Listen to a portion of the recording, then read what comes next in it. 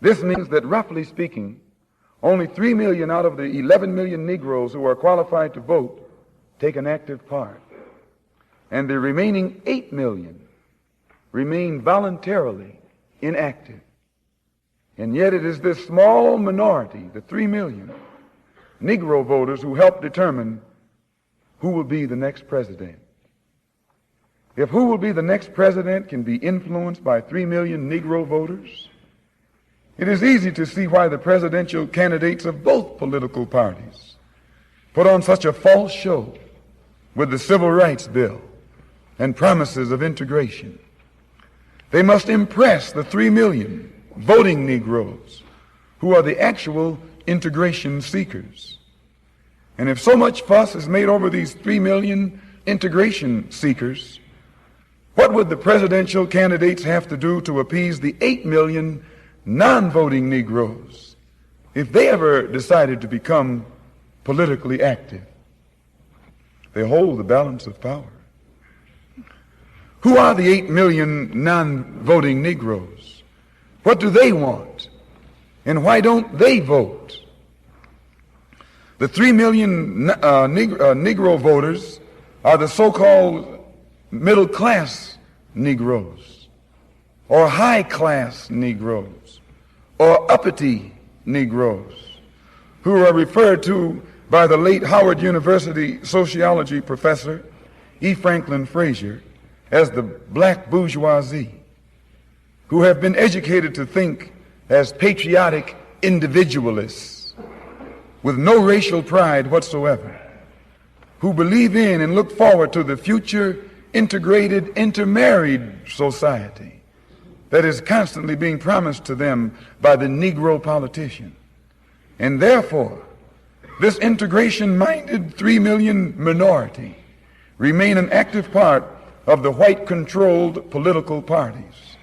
But it must never be overlooked that these 3 million Negro integration seekers are only a small minority of the 11 million qualified Negro voters. The 8 million non-voting Negroes are the majority, the downtrodden black masses. They have refused to vote.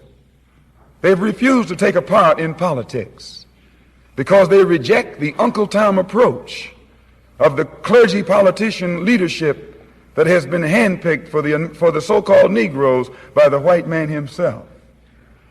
This clergy politician leadership does not speak for the Negro majority.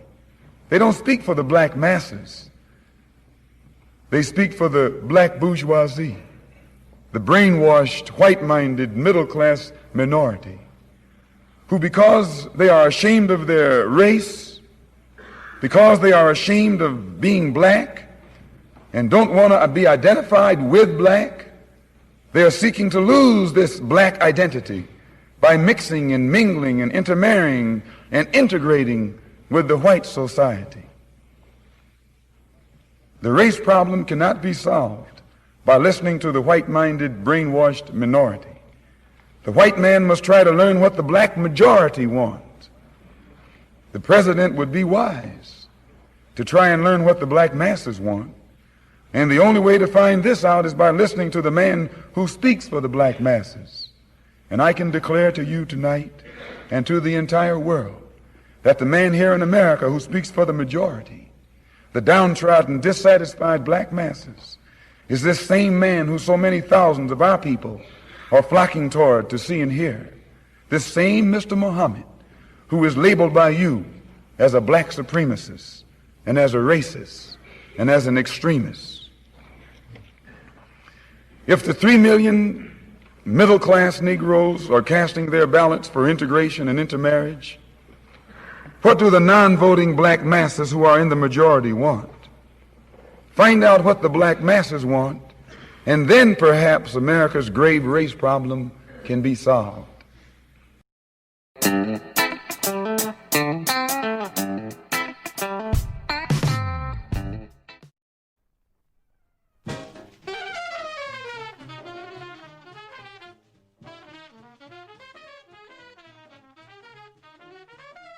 Good evening, good afternoon, good morning, depending upon the time that you're listening to this podcast. This is HRap. Welcome to the remastered or rebranded version of the End of the Bench. Going forward, both my shows will be called the End of the Bench because that is my brand name. But this will be the End of the Bench Build and Destroy each Saturday, and on Tuesday will be the End of the Bench Sports. Thank you for tuning in. As I say every weekend, this is a podcast. What that means is, plain and simple, a podcast is a version of on-demand entertainment.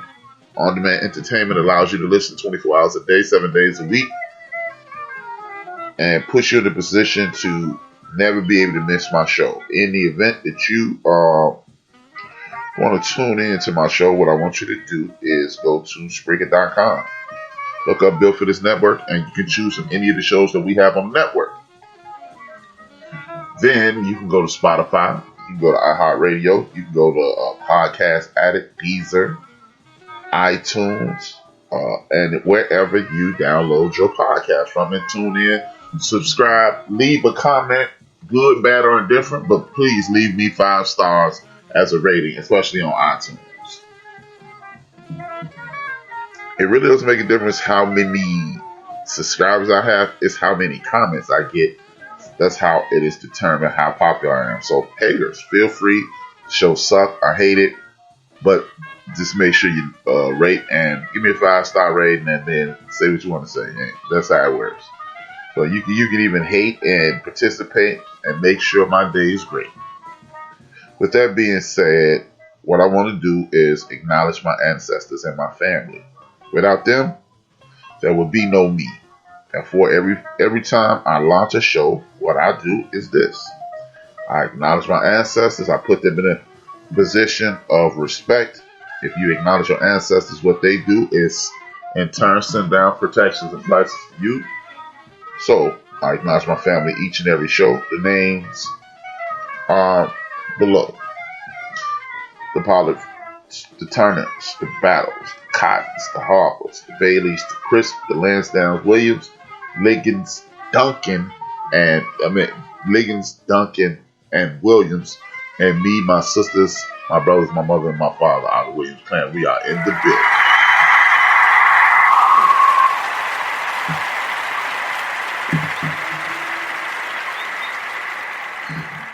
Today's agenda is a different agenda.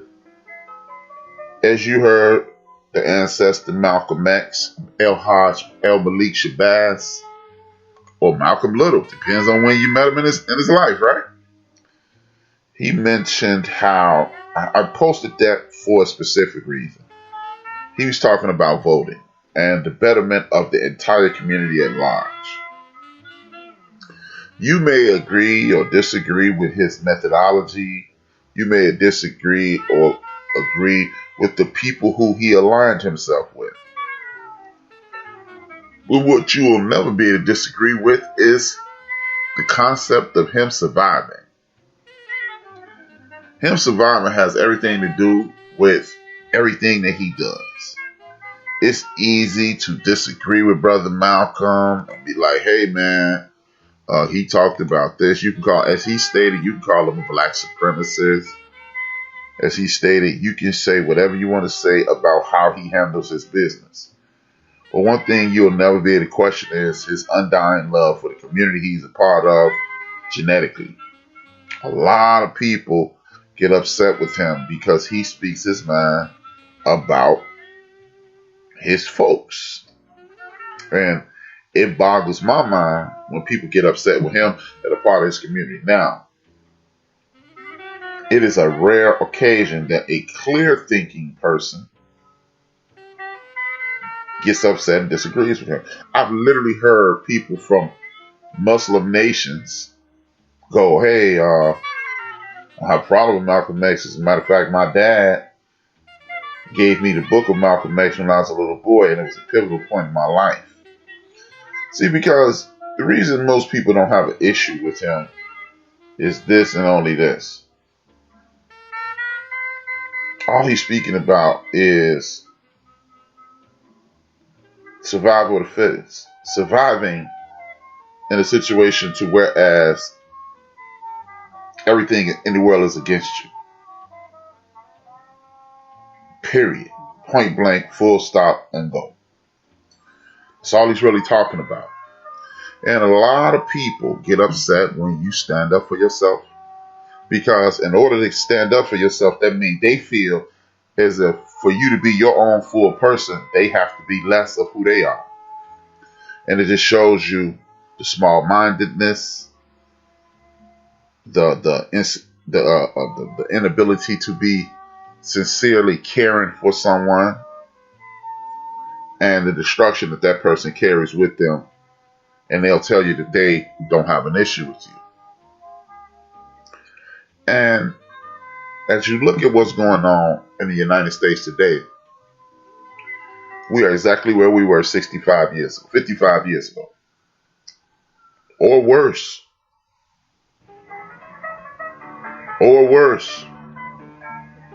Because the funny thing was, 60 years ago, you knew that you were in the middle of a situation in which you were it was hoped that you couldn't thrive. 55, 60 years ago, you were in the middle of a situation to whereas you could not stand up for yourself. You could not afford not to support your family, your brother, your sister, your cousin, your aunt. And when I mean family, I mean your community.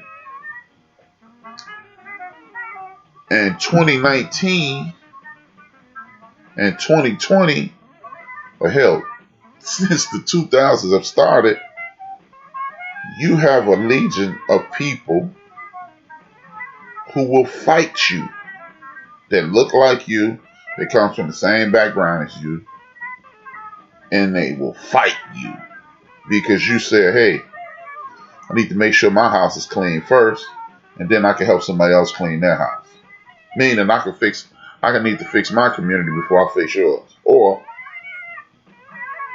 they not only will they fight you, they will join forces with the other side in order to defeat the concept of building up yours before you help other people build up theirs. And don't get me wrong, we've had terminology. There's been name calling and all that stuff since the beginning of the time. Uncle Tom, Sambo, Coon, things of that nature. But even though those terms were bandied about in our community, I'm not even talking about those people. You know, it's a young lady, it's a attorney general, it's a reporter, it's a sheriff, that they are doing a great job at what we would call that. But those are not the people that I'm speaking of. I'm talking about the people that get up and go to work every day, and they are in a fight to get away from people that look like us, because we don't want to do right, and we don't want to do this. And in their minds, they're a faction of people that just can't get it together. So I'm going to go on over to the other side because that's better. I'll even put my life at jeopardy. I'll even traumatize my friends and family members because it's better over there, and I got to do what's best for me and mine. Not even understanding what's really best for you and yours is to galvanize your community, work hand in hand, expand on your community, link up with people who look like you,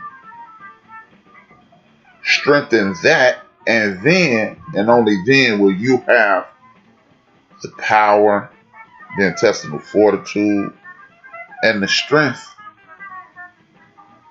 to fight for a fair wage, fight for fair education policy, fight for all the things that you claim that you're doing when you switch over to the other side, or see people over here don't know how to act. And that's the problem.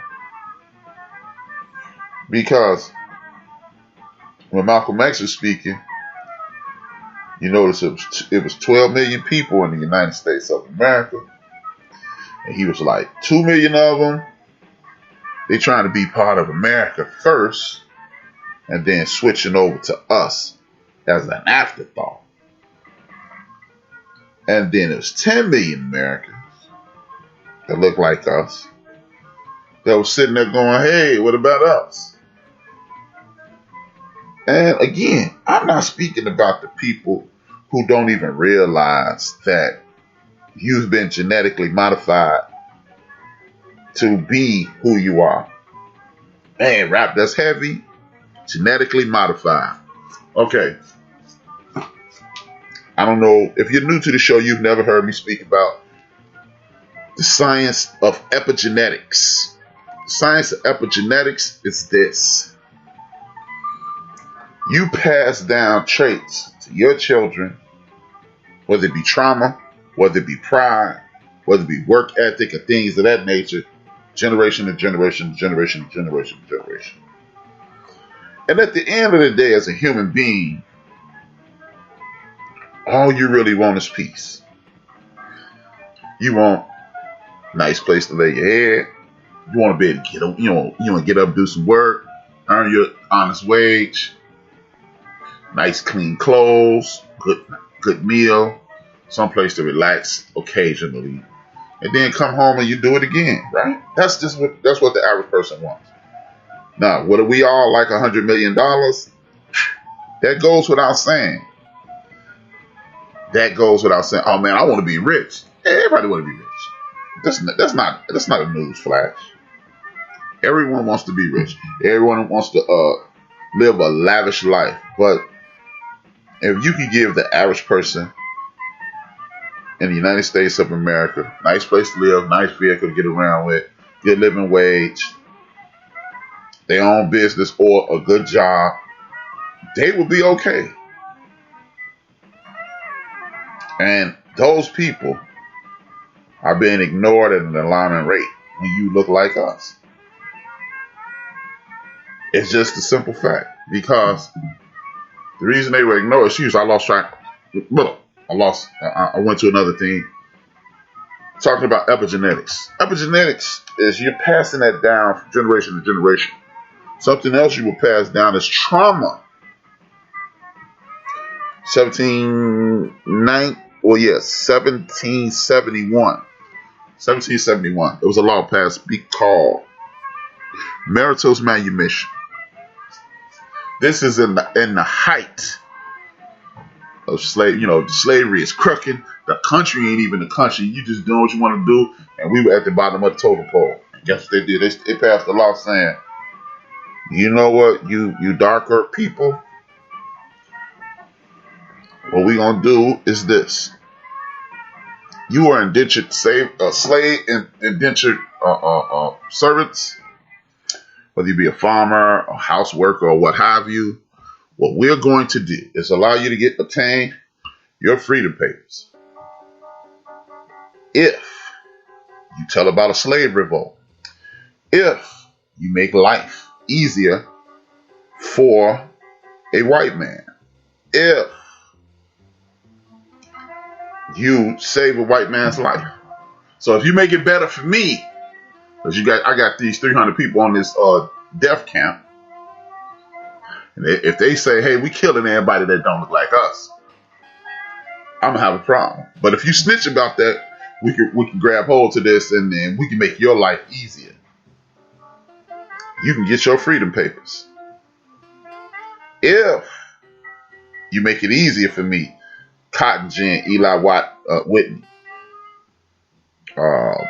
anything that you ever go to the patent office and just about anything that you want.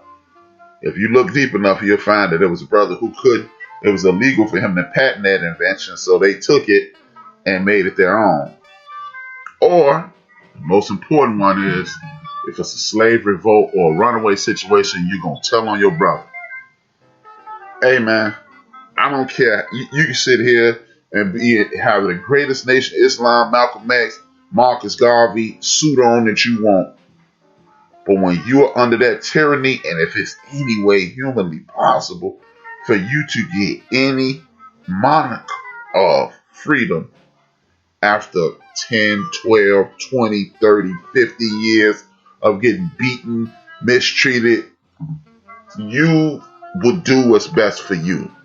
People do what's best for them versus what's best for the collective. That's why when you say, "Hey man, he over there in that white neighborhood, he'll sell out." No, he thinks that's gonna make it better for him.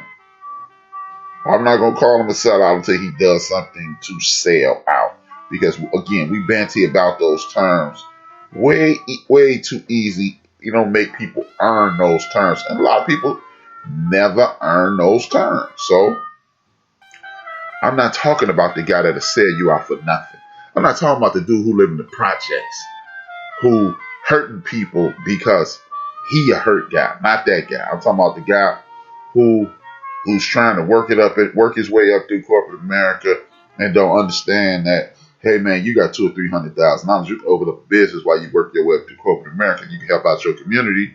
And while you're helping out your community, you're changing your community. As you change your community, you're making it better for you. You're making it better for yours, and you're making it better for your cousins. Because guess what? Most of us who get these real good jobs and do this great stuff, our cousins, our nieces, nephews, aunts, and uncles are usually still struggling. But how you pull yourself out of that is one opportunity at a time. So those are not the people that I'm talking about, man. It's sellout dude, man. Not those dudes. As he stated, we're talking about the bourgeoisie, and I don't want to deal. We're not going to deal with them. What we are going to deal with today is the stress and the trauma of that bleeding down into our generation, to generation, into generation, to generation, into generation, into generation, until you get to 2020. And then when you acknowledge that pain, what you also acknowledge is this. You acknowledge what you had to go through to get that pain. That's the thing. That is the key, man. See, in order to heal from a traumatic situation, you must look that traumatic situation in the eye and say, you're not going to defeat me anymore. And we got to get away from destroying each other without trying to help each other. See, it's easy to go, hey, man, I'll never do this. But you've never been faced with that type of trauma, so you don't know what you're doing. How is this important in 2020? It's important in 2020 because we're being asked to get rid of the scourge of humanity, Donald Trump. He's the worst.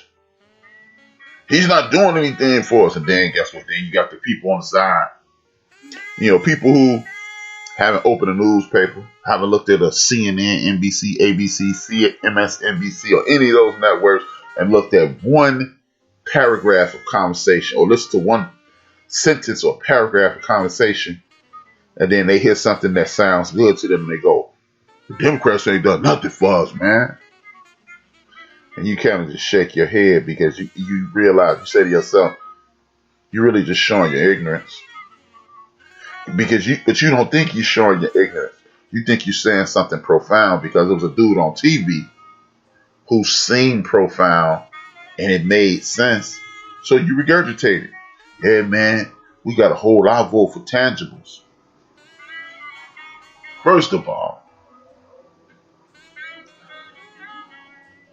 that's not what you say 4, 6, 8 months before an election. That's what you say Wednesday morning.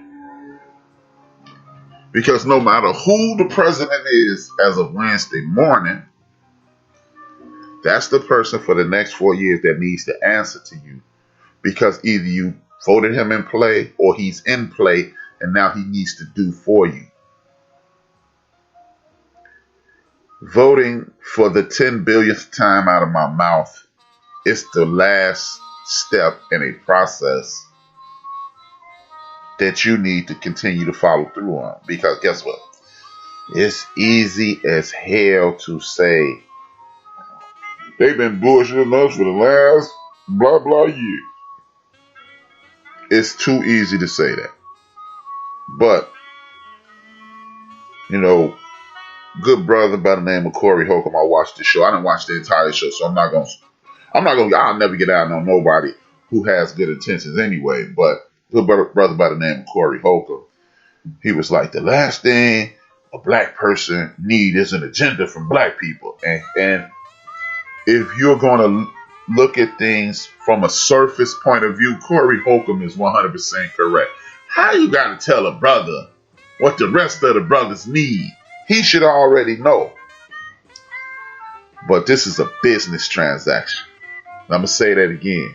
The United States of America is a corporation, and in order to get responses from a corporation, you must write things down. That becomes a contract. Once they acknowledge that contract, now you can hold their feet to the fire. And once you know how the thing works, if you don't manipulate it to work in your favor, it ain't nobody's fault but yours. Seriously. You are to blame.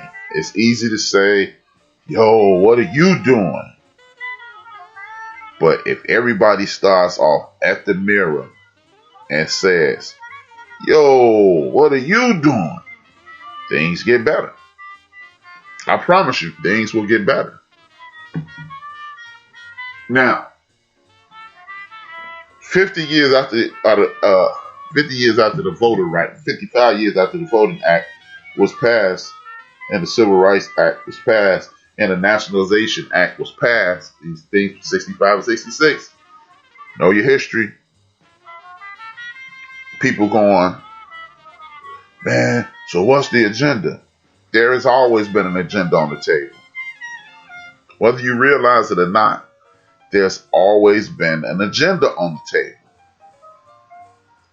A lot of us ignore the agenda. A lot of us are unaware of the agenda.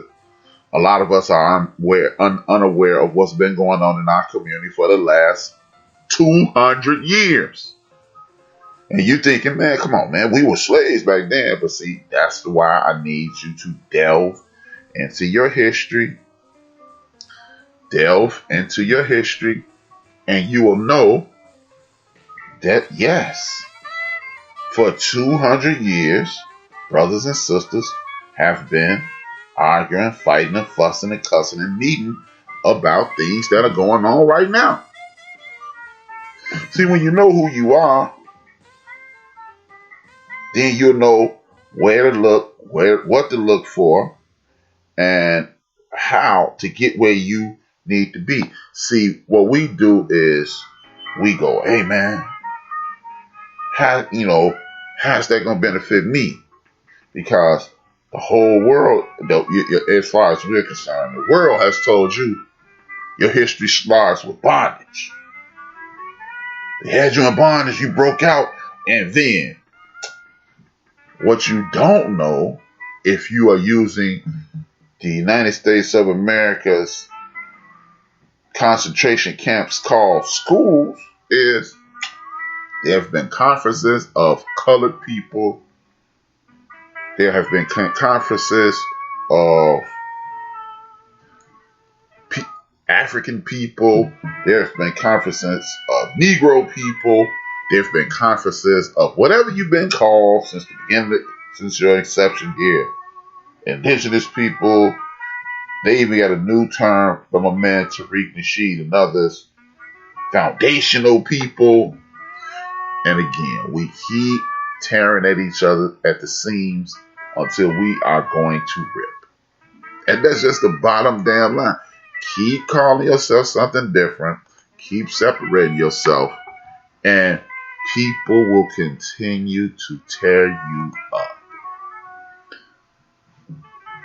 And that's just the facts. Those are just the facts. I'm sorry. If you don't agree, if you disagree, if you want to be a part of some madness, then you just keep doing that. And these people who are in control of what's going on, that's exactly what they would give you. Pure, unadulterated madness. That's what you're going to get. Now, if you want to be aware of what's going on, then you must stay in tune with like-minded people, put yourself in the best possible position to succeed, and then you'll get better results. See, all this, again, this is why I don't do the name calling. I'm not going to lie. I wasn't above name calling before I enlightened my own mind. But you need to know who you are so you can move forward. And once you move forward, you'll find yourself in a great situation and you'll pull yourself out of this nonsense. And I'm just being 100% honest with you. A lot of people don't get it. A lot of people don't receive it. But it's amazing what will happen to you if you looked into your background and found out how great you truly are.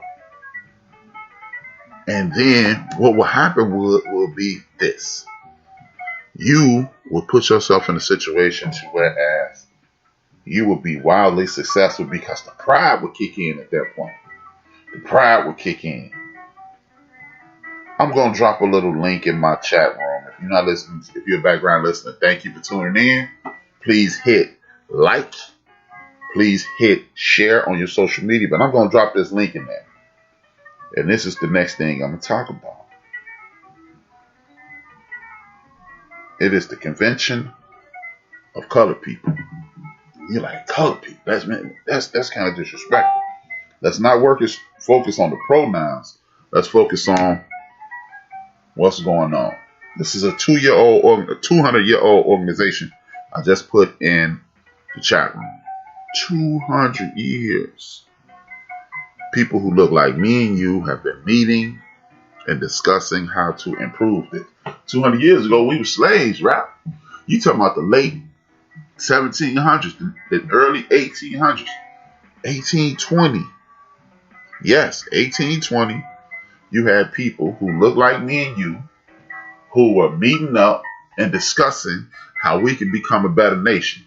While their brothers and sisters were in bondage, they were walking around this country free, and they were doing everything they could to ensure that their children and grandchildren would not suffer.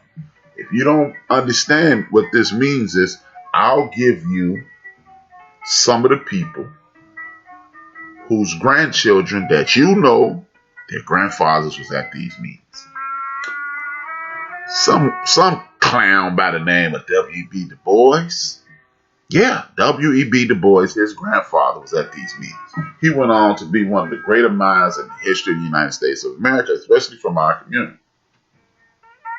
Langston Hughes' grandfather, he was there. This dude was one of the greatest poets, writing poignant art about our community, mentally uplifting us, spiritually uplifting us. That's just to name two people. And yeah, guess what? It was brothers and sisters walking around these United States of America, not in chains, not being whipped. They were upstanding, intelligent citizens of this union, and they were part of a collective to make us better. See, when you never know those things, you live in the world in which, man, it ain't never going to get better, man. They're going to continue to do what they've been doing to us. So what's the point? And I get that sentiment, but once you learn things like this, what you do is put yourself in a position of power. So at some point, you and your friends and your neighbors can do the same thing. Because if you could do this in the 1800s, 1820, 40 years, 40 years before the Civil War, 40 years before the Civil War, you had brothers and sisters walking around, upstanding citizens, business owners, and astute enough to hold a conference to make things better for their ancestors. How can you not be able to do that? That's a point of pride. That I believe that's a point of pride that you should have, and never allow anyone to interfere with that point of pride. And you can use that as a building block to ensure that your life can continue to be better. Because if I can do it in the midst of that kind of chaos, how difficult could it be to do that on your block, and in your district, and in your city, or part of town, or in your state, and then nationwide? See, when you hear these things, you go, that's a pipe dream, man. But when your ancestors did it in the face of tyranny, terrorism, oppression, and the fear of what I'm going to talk about next, should be anything for you to do it. It should be nothing for you to do it. And that's why I'm bringing it up.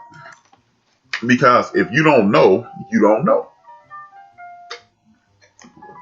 Because we've turned our children over 6 hours a day, and they've learned a system about how to worship people who hate you. How to worship some of the most wicked and vile people in the history of the world. Thomas Jefferson, George Washington, Andrew Jackson, Abraham Lincoln, and others. Those are just the facts. Oh man, they were the fathers of our country. No, they were the very first people who reigned terror over North America, South America, Central America, and the Caribbean. Period. That's who they are. That's all they are. You know. They're not some great men. And now, some of them, James Madison, Thomas Jefferson, had great minds. But hell, if you sit down and talk to anybody who could own someone, rape a child, have children by the child, take the child around the world, they might have some great minds as well. You might see these people as great men and great individuals. No, you might see those men as men who helped build this nation. I made a mistake. I posted something in the wrong damn show.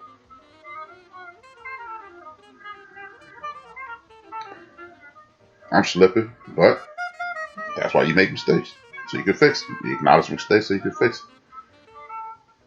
it.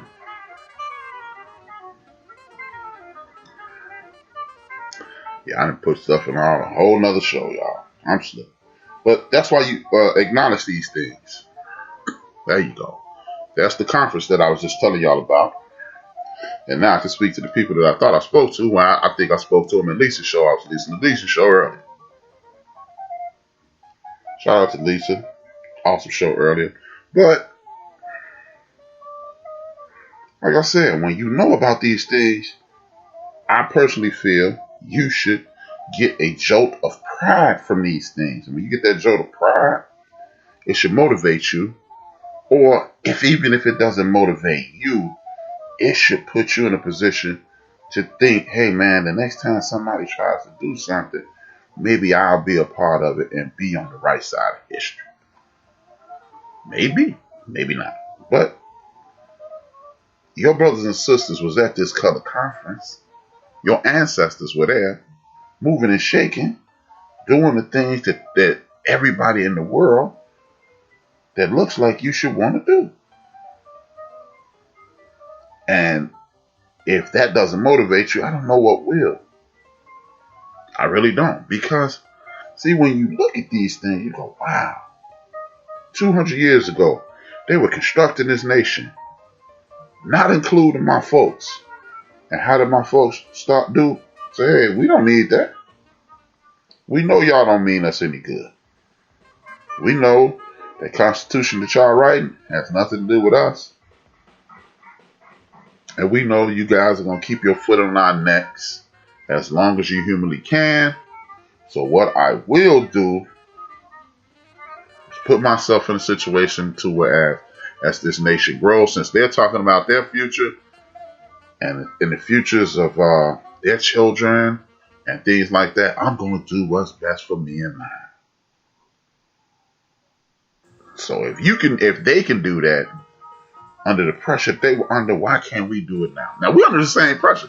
That's the wickedness of this situation.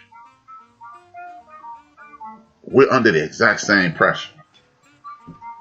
If you know anything about Dr. Claude Anderson, you know 1/2 of 1% of the population. We own 1/2 of 1% of the wealth here in the United States of America. In 1861, the eve of the Civil War, and in 2020, we own 1/2 of 1% of the wealth. The difference is our community is not as close. What they've done is enforce that slave death count or death count for Africans mentality on us and let us roam free throughout North America and the rest of the world. Because what they did was make it so you will have no intention on unifying. You will have no intention on doing what's best for you and yours. You have no intention on doing anything but surviving and getting to the next day. And that's what we do out here now. I'll take you back to 1961, 900 elected officials.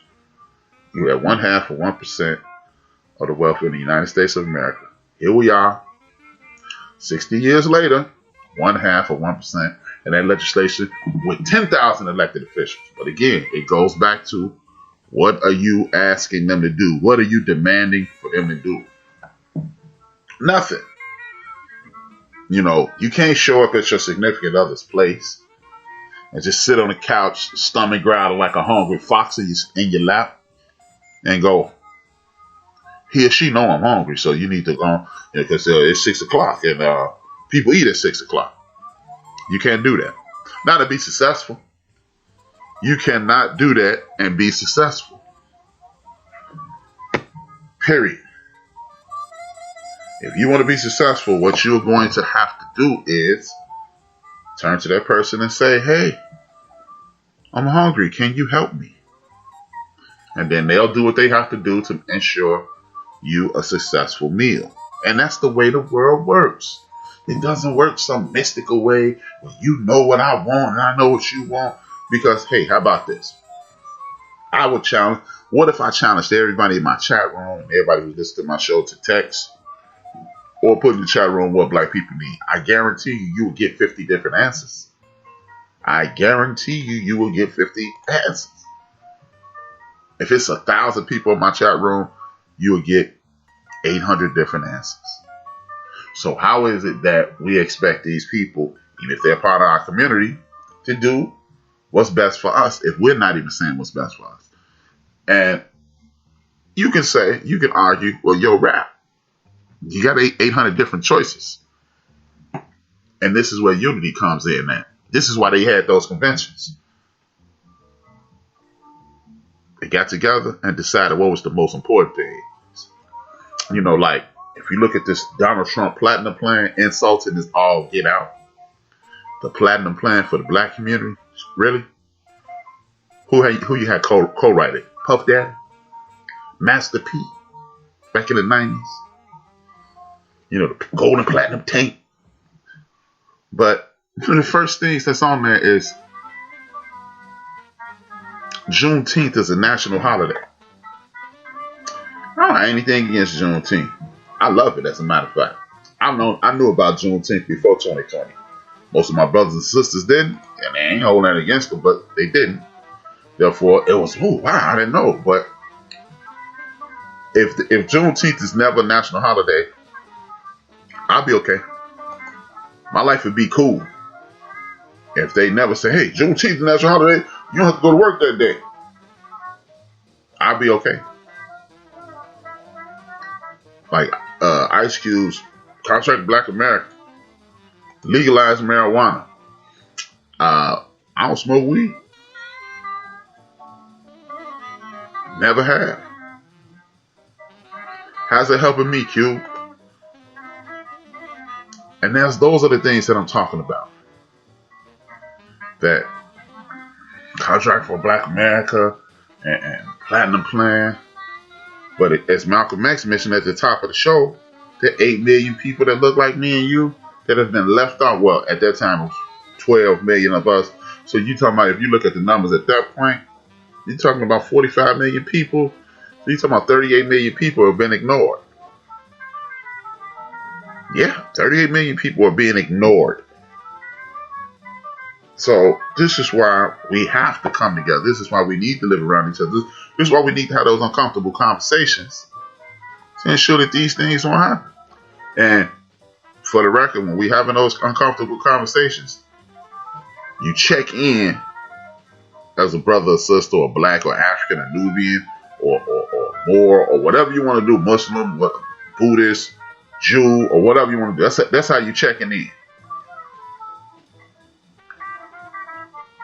But you're going to leave how you got there at the door. Because your faith and your path shouldn't matter. Because if you are who you are and you come from if you come from the north, that's good. If you come from the south, east, west, north, south, east, west, northwest, southwest, east, west, northeast, southeast, it doesn't make a difference what direction you're coming in. Because as I stated last week, you don't have any common allies. You have common issues. So if you don't come together on a common issue, it doesn't make a difference what your background is. And lo and behold, you may learn something about yourself if you actually have a conversation with the person who looks and thinks and acts different from you. And God forbid you have something, like that. But that's another conversation. That's another situation, another conversation. But we have to come together with like-minded people for the advancement of the people who look like you, period. That's it. That's all you need. Come together for the advancement of the community as a whole. And when I say the community, I mean the brothers and sisters who got dropped off in the Caribbean, whether you be Jamaican, whether you be from Trinidad, whether you be from Haiti and those places, South America, Ghanaian, Brazilian, or if you from North America, Canada. See, that's another way to divide and conquer. Oh man, what about reparations? First of all, can we get together and become one nation? As George Clinton said, one nation under a groove, before we start arguing about where the boat dropped your black ass off at. And if we came together, it wouldn't make a difference. If you got somebody, oh man, the money that is owed to people that look like me and you worldwide. Because how about this? The United States of America isn't the only country that participated in the sale of Africans.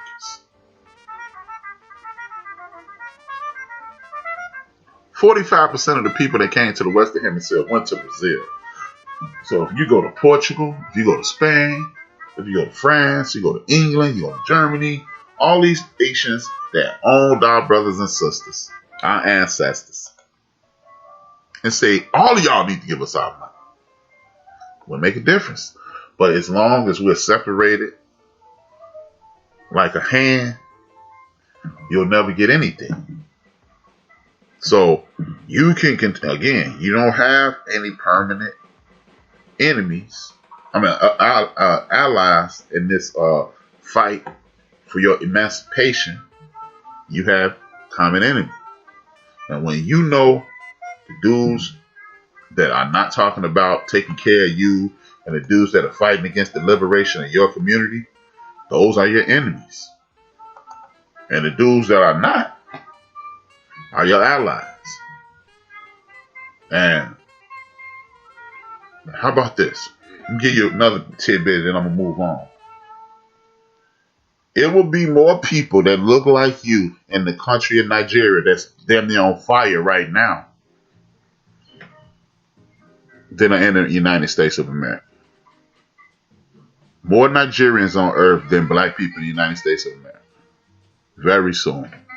So, while you keep talking about, I ain't African, you need to make it so when those people are over here, you're allies. And you need to be making sure the people, like, if it was an uprising in England tomorrow, the United Nations and NATO and all those European countries, they'd get together and make sure something stopped. Everybody's up in arms about China and Tiananmen Square.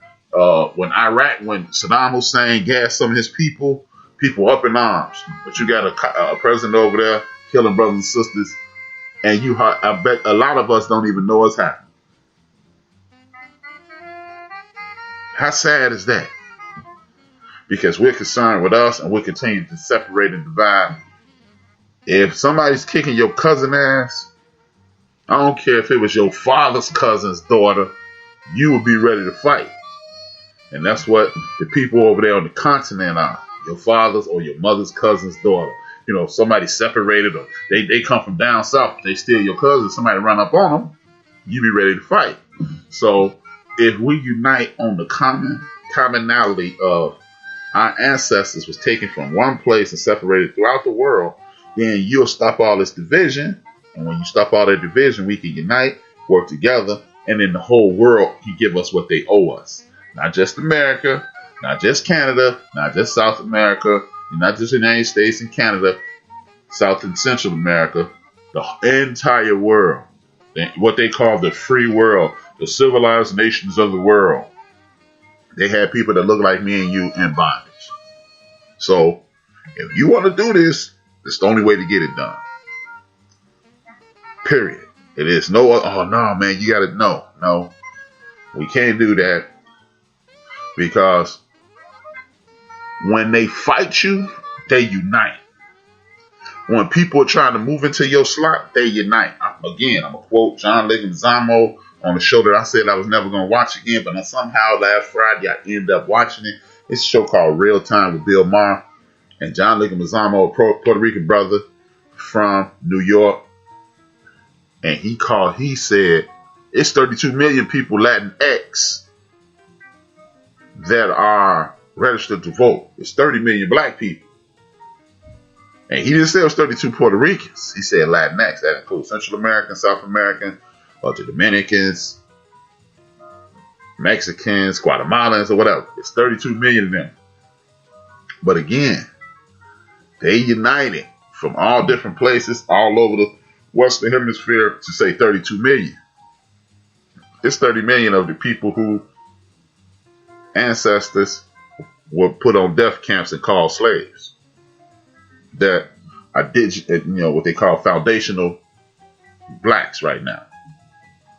So if you're willing to team up with the enemy and say, it's 32 million of us, when it's really 32 million of 30 million of us, with no teaming up. Just imagine if we teamed up with the Haitians, if we teamed up with the Bohemians, if we teamed up with the people from the continent, how many of us would it be? You talk about maybe 100 million people now. You undefeated then. And another book, I told you I was going to start giving y'all books. Another book that came out this week that is paramount, that a lot of us read. Because a lot of us, reading ain't everybody thing, man. Get the audio joints. But reading ain't everybody thing. So I understand that. I'm a nerd. I talk sports, and I'm loud, and I'm bombastic, and it might not seem like it, but I'm a nerd. It's a book called Kidnapping Club. This is a story. These are the horrific stories of what you know as this movie, 12 Years a Slave. It's a group of white men kidnapping young people. See, because they kidnap young people because the game of indentured servitude, because I don't call our ancestors slaves. That game is best suited for younger people. There's a story in this book. The story in this book that a 7-year-old boy was in school in the 1820s, maybe even earlier, but I'm going to say 1820s. A cop walks into this young man's classroom. We need to talk to you. They take this young brother, our ancestor now, ship him down to Virginia or Alabama or Mississippi or Georgia or wherever a welcoming plantation was, and reinstitute the process of slavery. This young man was born free. Born free. But they put him in bondage. And in the city of New York, that was an industry. That's why the book is called The Kidnapping Club. Because it was judges, it was attorneys, it was cops, elected officials, it was firemen grabbing up young brothers and sisters, shipping them away. Before you know it, you know how kids disappear now? They was doing that back then, but they was putting you in the bondage. And then it was a situation on Wall Street. That's how Wall Street was funded. How crazy is that? How crazy is that? So, and they wouldn't walk up to you and say, hey, you're a runaway. Because back then, sisters and brothers was walking around with weapons. And if you walk up to me and say, I'm a runaway, I'm going to end you. And that's what time it is. See, it wasn't no cameras on every corner. It wasn't no internet. It wasn't none of that. So I'm going to deal with you, and then I'm going to move. Because you had people moving west, adapting to the languages, and then you'd never be seen again. So this is an industry that's going on. So why everybody always goes, see, you escape to the north and you're safe. No. Because you still had enemies up there capturing brothers and sisters who they thought were uppity, who they thought were acting too good. I bet you it's his brother named John Horse. They're not running up on John Horse, because John Horse was an upright brother, as we call it, cock diesel, big swole brother. And if he saw you, yes, a bossing and no, sir, bossing, he jack you up, straighten your back, look people in the eye, be a man. But see, you only hear about, you have to look away if a white man look you in the eye. See, there was brothers back then who instilled pride in his other brothers. You just wasn't kowtowing and bowing down to the establishment like that. But they teach you that. Even people like Bill Duke, and no respect, nothing but honor and respect to the elder Bill Duke. He said in his lifetime, if it was you walking down the street, you had to get off the curb when the white man was walking towards you, a white family. But that wasn't the entire case. That was some of the cases. But see, again, this is why we have to instill this in our friends, family members, and especially our young people. Because, like I said about a month ago, what makes me want to throw up in somebody's face is when I see people wearing these t-shirts. I ain't my ancestors signed these hands. You know what? You not. Because our ancestors wouldn't be on damn Instagram telling people who they are. They was out here doing the work. Another thing, I want people to look up this. New York City. Seneca Village. Seneca Village. I'm going to leave it in the chat room so you can see it. It's going to shock you. I'm not even going to tell you what it is. I'm just going to leave breadcrumbs for you. You go down that watering hole. You go down in that rabbit hole, and you'll find some interesting information about Seneca Village. Seneca Village is now known as Central Park. As a matter of fact, I'm not going to leave that. I'm going to leave it in the chat room, and so you can see what Seneca Village is, okay? I'm gonna leave it in the chat room. I'm not. If you're listening, you got the village. But if you're in the chat room, you just got an eyeful of what Seneca Village is. I'm sure you can read that and listen to my big mouth at the same time. See, these are the reasons I want to offer my brothers and sisters this information, because you never knew what Seneca Village was. And guess what? It's this rapper goes by the name of Old Dirty Bastard. He spoke about this in one of his rhymes, but because of his wild style, you thought he was just rambling again. No, but his grandfather was one of these people. And if y'all see it, founded in 1825 by free black Americans. They don't teach you that. See, the reason they don't teach you these things is because when you know these things, it gives you the power to carry on. But allow me to move forward and talk about distractions and unprepared things and what really slows us down. I want to talk about the Kanye West of the world. I want to talk about the Sean Combs of the world. I want to talk about the Curtis Jacksons of the world. And I want to talk about the O'Shea Jacksons of the world. If you took notice, I did not call them P. Diddy. I did not call them 50 Cents. And I did not call them Ice Cube. There's a reason I didn't call them that. The reason I didn't call them that because they are presenting themselves in a professional sense. And when you're presenting yourself in a professional sense, you never identify as somebody that's a caricature of yourself. Where I remember late last year, early this year, when Jay-Z went to talk to Roger Goodell in the National Football League, if you notice at that press conference, Roger Goodell did not say, Jay-Z came here to talk to me. He referred to him by his name, Sean. He says, me and Sean were talking.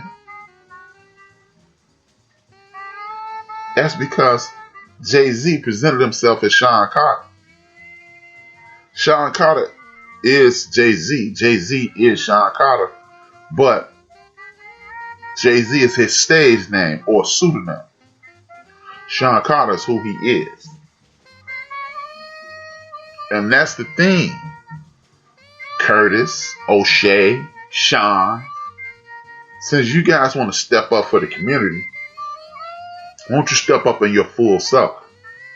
Now, if you like Ray Robinson, whose name wasn't Ray Robinson,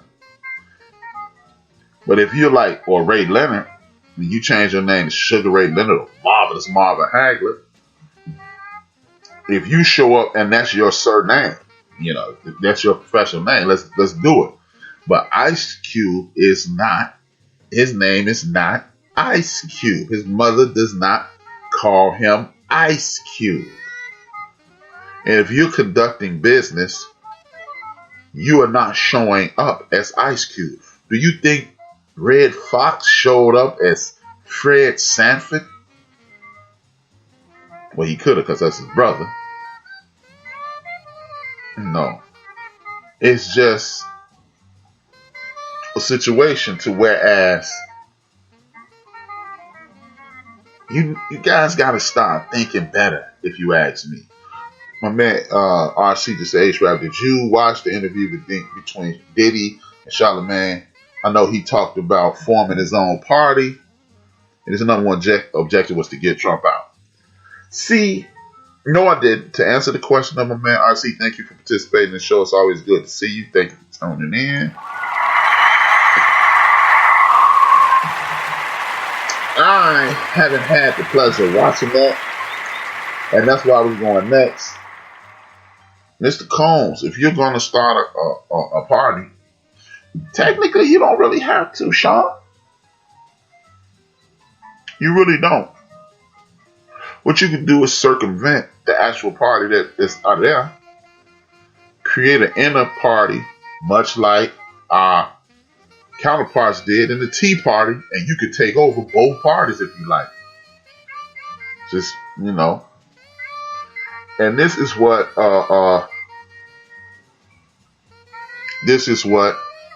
thank you, Rare Beauty.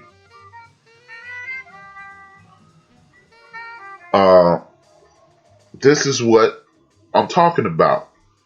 You must know the history in order to move forward. Sankofa, look back. See, nothing's new under the sun. Nothing changes, really. So if a problem arises, all you have to look back at the last time something like this happened, and you'll get the answer. And for those who wonder why I asked beautiful sister Rare Beauty, to say thank you, beautiful sister Rare Beauty, my man RC asked was what was Ray Robinson's original name, and Sister Red Beauty said Walter Smith Jr., and that is 1,000% correct. Shout out to Red Beauty for always assisting. She always a magnificent part of the show as well.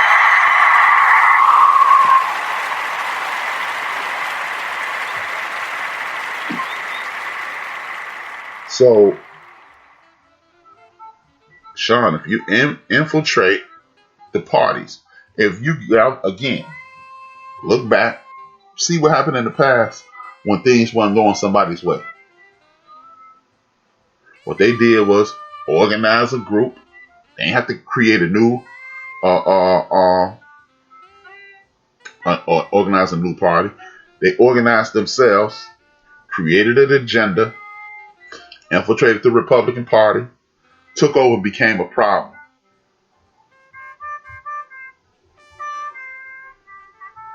That's it.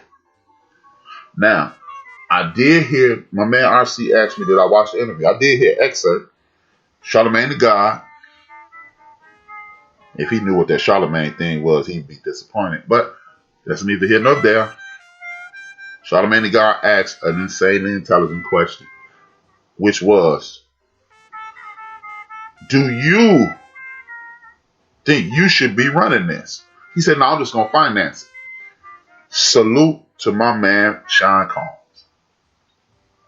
Because if you know that you're not smart enough, you should also know to talk to some people who were smart enough and not always tip your hand. This is a game, man. This is a card game. You don't, I got the big joker and the little joker. You don't do that.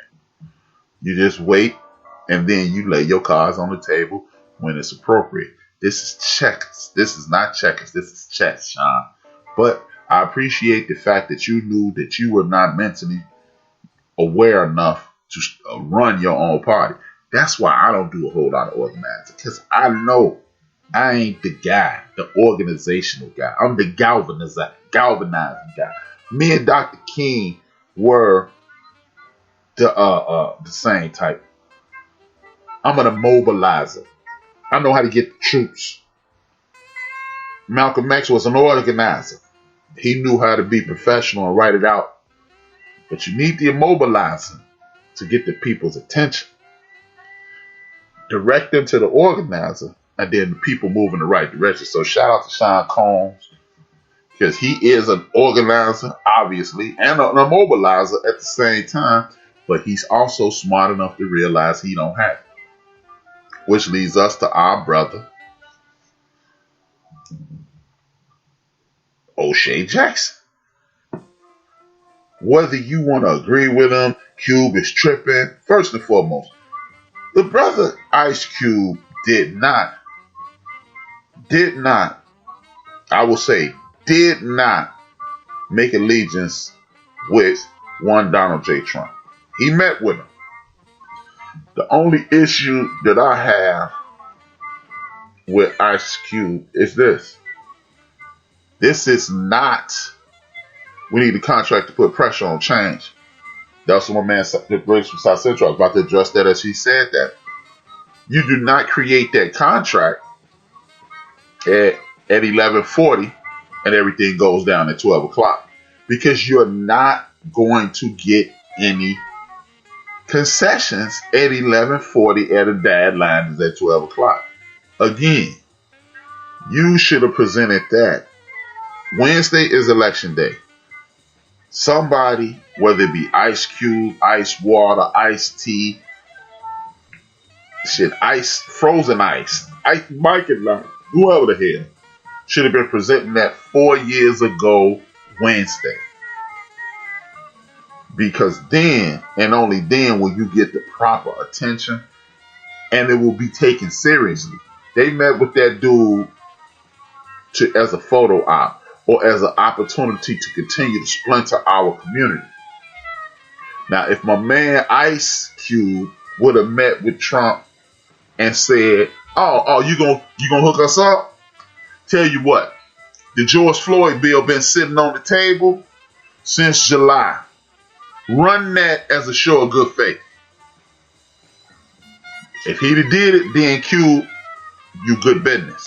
but you just got a promise. A lot of people said, see, the Democrats just blew them off like they always do. If you ask me, the Democrat answer was an honest answer. Ride with us when this is over, because if it's over and it go our way, we'll be in power. Now you can hold our feet to the fire for the next 4 to 8 years to make sure this is done. But when you meet with me at the 11th hour, and I just make you some promises, I may as well told your ass I'll meet with you after the election. Because if you talking about, I incorporated some of Ice Cube stuff into mine. No, you didn't. You got 1 page. He got 26 pages. So, Q, you didn't play yourself, or you didn't get played, and I'm mad at you. I was, until I emotionally disengaged. I was emotional, and I was angry. I sent a message to the homie Big Illinois, fuck Ice Cube, and I ain't never support no more shit. My exact words was, if that motherfucker did the HRap B story, I wouldn't go see it. I was wrong. I was disappointed because I expected more, because I listened to his music, and then I saw some interviews, and I didn't think he handled as well as he could. But he was trying to do some things that he was trying to get some things accomplished. Welcome to the end of the bench. What's your name? What you want to talk about? Yo, the crowd holder. What's good, brother? What's good, brother? When you start talking about Q, you know I have to double dutch in. Yeah, what's good? You know what I mean? No, what I wanted to say, people being mad at Ice Cube, a lot of people failing to realize too. Listen to what Q said with the interview with Roland Martin. He said he met with the campaign party of Donald Trump. He didn't meet Donald Trump personally. You see what I'm saying? But so, let me interrupt you 1 second. Let me interrupt you for a second, Nas. It's primarily the same thing. They shouldn't have been angry that he went to talk to him, but it's primarily to say, just like saying, I didn't meet with Knox, but I met with Mad Knox Entertainment's management staff. They represent you. Right. So, you're not going to meet Donald Trump, especially if he has his own agenda of what he has to do. You feel what I'm saying? Mm-hmm. What I don't get either is, I love my people, I love my black and brown people, but we are ready to go to work, sell out so quick, steady hearing the facts of what it is and what's going on. It's the same thing we did with Jay-Z and the NFL. You feel what I'm saying? Mm-hmm. We was ready to cut home ball. We ready to cut anybody who want to sit and try to. And my thing is, he's at the table. It's somebody that's representing us at the table. Let me ask you this then, Knox. You think? Let's just talk about HRap and Knox. We in bed together right now. Built for this network is our thing, right? Right. If before we started Built for this network, every time it was time to make a move, you couldn't get me on the phone anymore. Okay, we're going to do this Saturday rap. Saturday come, voicemail.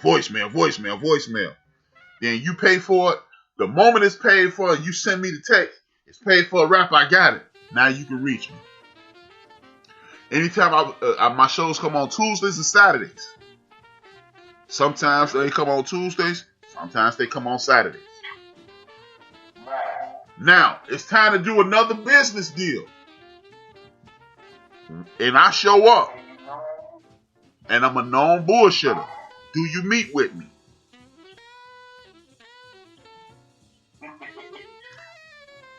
Do I meet with you? Yeah. Do you say, okay, Rap didn't fuck me. I done asked Rap to be there Saturday, the 15th of January. He wasn't there. The 15th of March, he wasn't there. The 15th of June, he wasn't there. The 15th of August, he wasn't there. here it is, the 15th of November. I got this new deal. Are you calling rap or you calling RC? I'm definitely calling RC. That's why people. Hey, hold it. That's why people are angry with Ice Cube. They got emotional like I did. They should have just been disappointed. They shouldn't have been angry, myself included. But when you're dealing with a known liar, a known bullshitter, and a spin artist, why are you meeting with this dude? See, it's easy to use the excuse, oh, I'm at the table. But if you're at the table with a bullshitter, you're not really at the table, right? I'm listening. No, I agree with you there. I definitely agree with you there. And see, I think the general public, like myself, you, who came up on those albums of you. Mm-hmm. You see what I'm saying? Mm-hmm. When you talk about the black man and the white man trying to disillusion us and everything else. You see what I'm saying? From that era, that quote that Q first came in the game with since the 80s of the NWA era to his solo career. He's been talking about how the system is corrupt and fucked up and everything. You see what I'm saying? Mm-hmm. So, for him to retake that, we soak all of that in as a sponge. You see what I'm saying? Mm-hmm. Because Ice Cube, he's 40, this, that, and third, but it's like, okay, before he even went to meet with people, he said it don't matter what party he meets with, what are y'all gonna do for black people? That was his agenda. Mm-hmm. When he first made the whole announcement. Mm-hmm. I don't care who I sit with. Mm-hmm. What are y'all gonna do for black folks? So now, even with the Roland Martin interview, like you said, he's still dealing with Trump people, but in certain things, and I gotta shout out Roland Martin too, in certain things that Q didn't answer, that Roland Martin rolled out questions that he danced around it. You feel what I'm saying? So, I don't know, and that kind of got me iffy on the agenda of me personally. I'm just like, okay, I want to wait and see. Because not only you should be meeting with Trump people, but you meeting with the Biden people too.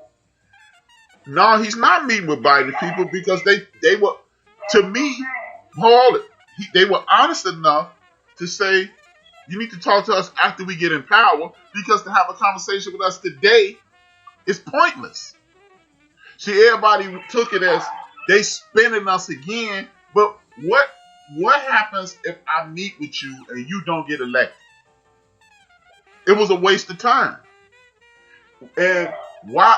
And they see people with this concept of at least you got a seat at the table. And then these same people would say this to you: all money ain't good money. So one of us lying then.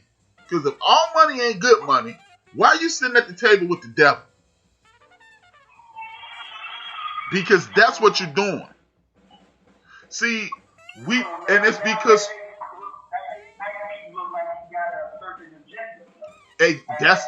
that's why I said I shouldn't have been angry, should have been disappointed, because he should have been smarter than that. And as you referenced the questions with the situation of Roland Martin gave him nothing but underhand softball questions, and Ice Cube either refused to swing or missed altogether. He gets angry when Roland Martin asks him, so what do you say to the people that ask where have you been before this? His response is, I was making rap songs, I was making movies. What were they doing? See, until this George Floyd thing happened, I thought things were getting taken care of. Where in the almighty hell in America where you living when you thought black folks were getting a fair shake? When you got Travis Scott, Ahmaud Arbery, when you got Breonna Taylor, when you got Tamir Rice, You got Freddie Gray, and the list goes on. Where in the hell have you been, Ice Cube? I didn't. His answer was literally, I didn't know this was happening. So, therefore, whatever you got going on, educate yourself before you open your goddamn mouth. right? Because you made yourself look like a goddamn fool. You should have just waited, like you said, you should have just waited till whoever won the campaign and then went there with the agenda. Right. You know what I'm saying? Like you go in there before the agenda and then everything else. It do make you look sketchy. I don't know. See, and time will tell what will come out of it. You know what I mean? But see, here's something else before you go. I think they took the meeting based on, well, especially Trump people. I think they took the meeting because you know their agenda. They want the popular black vote. And they think Ice Cube is an icon, he's a rapper, he can have that influence on young people. And that's why you don't take it. Because we saw this game plan played out 4 years ago. 4 years ago, Martin Luther King III, Steve Harvey, and Kanye got caught up in the same web. Yeah. So it's just, man, Q, he, I could say it's safe to say Q got back to Hollywood, man. You feel what I'm saying? I don't understand. I think he got a certain amount of people around him, investors or whoever, in that whole Q Vision production. You know what I mean? But see, I don't wanna excoriate anyone. He just went in again, as I stated at the beginning of the show. If you know your history, you know in the early 1900s, Booker T. Washington, W.E.B. Du Bois came up with this. And you understand a few years later, Whitney Young came up with the exact same kind of plan.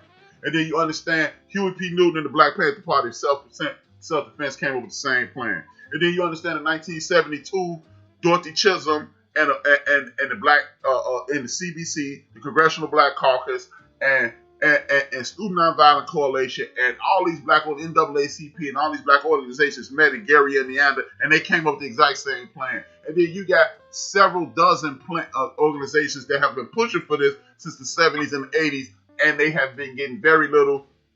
They've been getting very little tread going forward. So, or if you are going to use your celebrity, what you do is, like, you went and talked to Dr. Claude Anderson. So you go to the Heritage Foundation created by Dr. Claude Anderson, and you get with them and you help them push their agenda with your celebrity, not sit your ass in front of the world and say, I know I got this plan.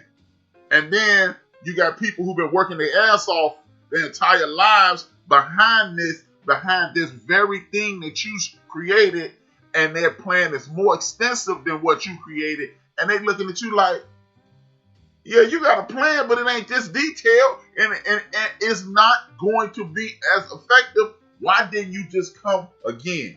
We keep separating ourselves from the pack because we want to be individuals, and now they can pick off all those. Now it looks like nobody had a plan. Nobody had a plan. Well, we can't. See, at least he did. We can no longer at least nothing. At least he did something can no longer be part of our conversation. Because well, man, I don't know. I don't think it's gonna look good for Ice Cube at the end, bro. you know what? You know what I mean? Because of the way. I'm not trying to write him all the way off, but I think he should just try to lay low under the radar for a while. You know what, man? The reason I'm disappointed in Ice Cube is because he shut off his mouth before it seems that he loaded up his brain. And he's talking out both sides of his mouth. You listen to the Chris Cuomo interview, and he popping off. you listen to the World of Martin interview, he popping off, but then he turns around and does a 180 2 months ago with the Shannon Sharp interview that just debuted on the Club Shay Shay podcast. He said, hey man, we got to get the bad cops out and let the good cops do their job. He said that in probably July, August. And that's two totally different messages that he's sending out. And it's just the brother need to get with up.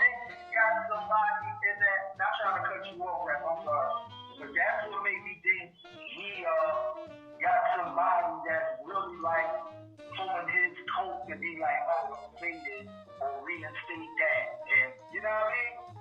You know what? I would rather have that conversation with you one-on-one than to bury Ice Cube's name and call him a sellout like that. I know you're not saying that, but as I'm gonna talk about in a second, when in a little while when I close out my show, that's something else I'm gonna talk about. I had that conversation, and I pat myself on the back and not burying you. I had that conversation with Big Illinois on the phone. And as a matter of fact, I started up right now. We got to stop having these conversations on the End of the Bench Build or Destroy podcast. We got to start having these conversations with me, you, D-Gray, Big Illinois, Red Beauty on a conference call with us. Because when we have these conversations in public, it teaches the people who are working against us how to work against us. That's correct. So I'm not going to excoriate Ice Cube in that manner publicly. That's going to go all around the world, and everybody who is not on our side will hear that. But if I got something bad to say, I'm going to say it to Knox, I'm going to say it to D-Grade, I'm going to say it to Red Beauty, I'm going to say it to RC, and then and only then can we talk about these things.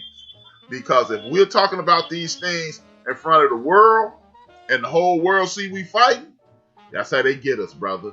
Because just to, not to brag on Built for This Network, this show is in the United States, India, Germany, Canada, Chile, Panama, Mexico, the Philippines, France, Peru, just to name a few countries. Why would we talk about our cousin, Ice Cube, in front of the world, whether we agree or disagree with him? I'm going to tell you what, though. If Pop was alive, and Cube would have did that bullshit, boy. You never know. But see, the thing is, you talking about 24-year-old Tupac. We don't know what 40-year-old Tupac be doing right now. Yeah, that's true too. Might have been on college, yeah. But see, Ice Cube, one thing about it, man, I don't think Ice Cube did anything wrong. I think he did something misinformed. And that was the purpose of this show today. Know your history so you can move forward. Know your enemy so you know how to deal with him. And it just looked like he jumped out of the middle of the street and said, aha, I got an idea. And now people are angry with him. People won't be angry with Ice Cube long, man. Hell, people not mad at R. Kelly for molesting our daughters and our sisters and our cousins. You think people gonna be mad at Ice Cube for trying? Nah. Right. I think it was the fact that Ice Cube just went up, like you said, went up there, gone home without consulting. Well, he went on and said what he said, but steady, like you said, maybe having not just you, maybe he could have got together with some other conscious people, right? Like Killer Mike or somebody, right? And form a stable and a plan and a panel to go up there and have these talks, not just you being represented. You know right? What I'm saying? See. With some type of armory and weaponry of knowing, like you said, especially like people like Killer Mike, that would have been the first person that could have hit him to the side. Right. That shit. Right. But even if it ain't Killer Mike, even if it's not Killer Mike, you got people who've been in like Dr. Claude Anderson and others who are of that ilk, who have been doing this for 35, 40, 50 years, and they would have loved to be standing there next to Ice Cube, and then people were like, oh, that legitimizes Boyce Watkins, that legitimizes Dr. Claude Anderson, that legitimizes people from the CBC, because when you are having a meeting with the people of a person who, and for those who say, hey, Rap, see, you got to give him a chance. This is why I wouldn't give Donald Trump a chance, Knox. Our ancestor, former representative in Baltimore, his name is Elijah Cummings. Donald Trump won the election 4 years ago. Another one of our ancestors, John Lewis, said he told the whole black Congress, he told the whole Congress and the whole Democratic Senate, we not dealing with this dude. He did exactly what this jackass Mitch McConnell did, right?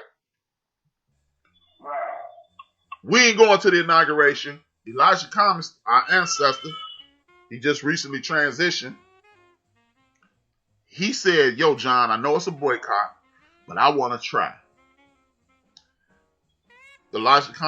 John said, no problem. John, you saw when he passed away a couple of months ago, one of the most respected men in government in the history of the United States of America. Good trouble. You know, that's the one I'm talking about. Good trouble, John Lewis. John said, go ahead, try, man. Not a problem. We ain't going to hold it against you. You trying to do what's best for the people. Our ancestor Elijah Cummings, when he met with Donald Trump proceeded to lie on this brother, excoriate him, put out a whole bunch of false narratives, just like he did with Ice Cube. And then now he got to clean the mud off his name nationally. The people in his district understand now he lying on John. But DJ Knox, had he known about it, he'd have been like, oh man, dude on some sucker shit. If D Great would have heard about it, he's like, what's up with that? So, because they not living it, y'all not, we HRap hear about it, we looking at him crazy, like, what's up, man? You ain't even under the boycott. I was getting the seat at the table. But when you sitting at the table with the devil, you can never, only thing that you know is going to happen is something that is deceptive. That's the only thing that's going to happen. And that's why it's people that are disappointed.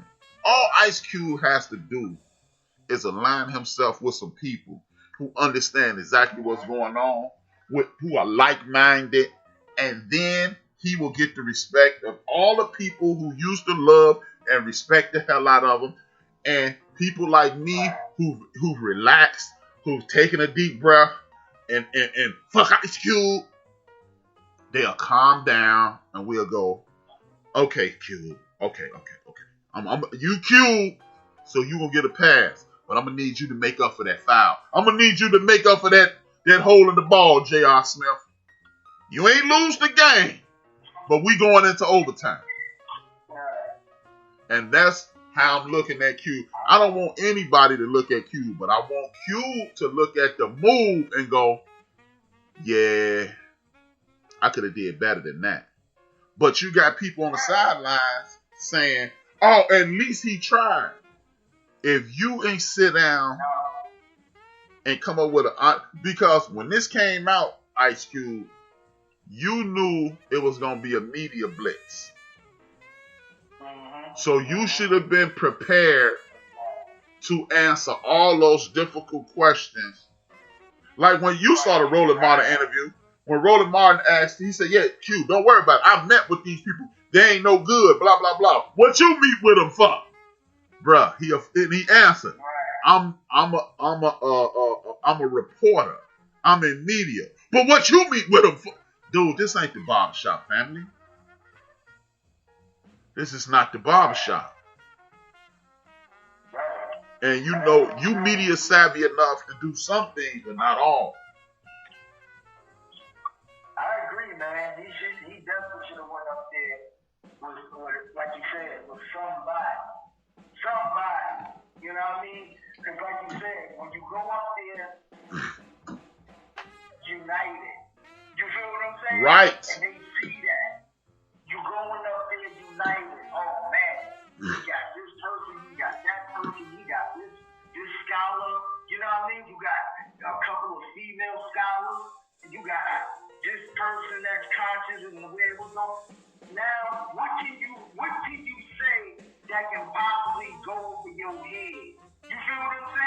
Right. Now, each and everybody is going to catch the bullshit that somebody is talking about. Right. You know what I mean? So, but if you there by yourself and you got a campaign and campaign party, which is more than probably like 2 or 3 people, and you up there by yourself, everybody hitting you with all this bullshit at once, where it's hard for you to even adjust this motherfucker. And all you hearing is whatever talk, and they gonna throw the smoke at you just to blow it up your ass real quick so they can back you the fuck off. You feel what I'm saying? Mm-hmm. Bottom line. But if you got that, like you said, if you got that united front that can, yo, I got a whole motherfucking army with me, and we in the front line with this shit. What's up? This what we talking about. This what we want. This is our demands. This, that, and the other. You feel what I'm saying? Or better yet, Even though the fucking playing this. or better yet, that United Front would have said, no, that's not the meeting to take right now. Right. And then said, yo, we out. Come on, kid, we out. They ain't trying to hear what we yelling now. We got to go do what we got to do. Right. Because like you said, we got to build for this network. If we go into the mall, me and you go into this meeting, and another person want to distribute us, and me and you looking at each other like, okay, we ain't the smartest of arithmetic motherfuckers in the world, but these streaming numbers sound fucked up. Right. Where we ain't, you know what I mean? And we know we work more and put in more time to build what we build. But these motherfuckers want to take what we got, nah, we good. You know what I mean? And Right. we gonna back off that table real quick. Right. You know what I mean? Well, Or Ice Cube even showed better sense in his younger days than he showed in regards to this. Jerry Heller approached him with a contract, and he went and got somebody who knew better. Right. So this is why people like myself, yourself, and others are disappointed. I'm not gonna lie. I was cussing, but I calmed down. And I didn't go to Twitter. You motherfucker. I didn't do that. Right. And so, Like you said, I wasn't so quick to, that's the only thing that I didn't like was like, oh, I keep selling out, this, that, and third. Well, and then he made him, he did some bullshit, yeah. But like you said, how many other artists that we love did some bullshit and we forgave them? right. So, Motherfucking Kanye sat there and had on this man hat, shook his hand, posed pictures, white sat with him, everything. And motherfuckers still selling out concerts and shit. right. And Yeezy sneakers. Right. You know It's what I just, mean? So, like, come on. It's crazy, but bro, I'm gonna let you finish your show. I got the ears on. all right, man. It's all good. Thank you, Mad Knots. That's DJ Mad Knots. Go for this network's own. Much love. Thank you for joining in, man.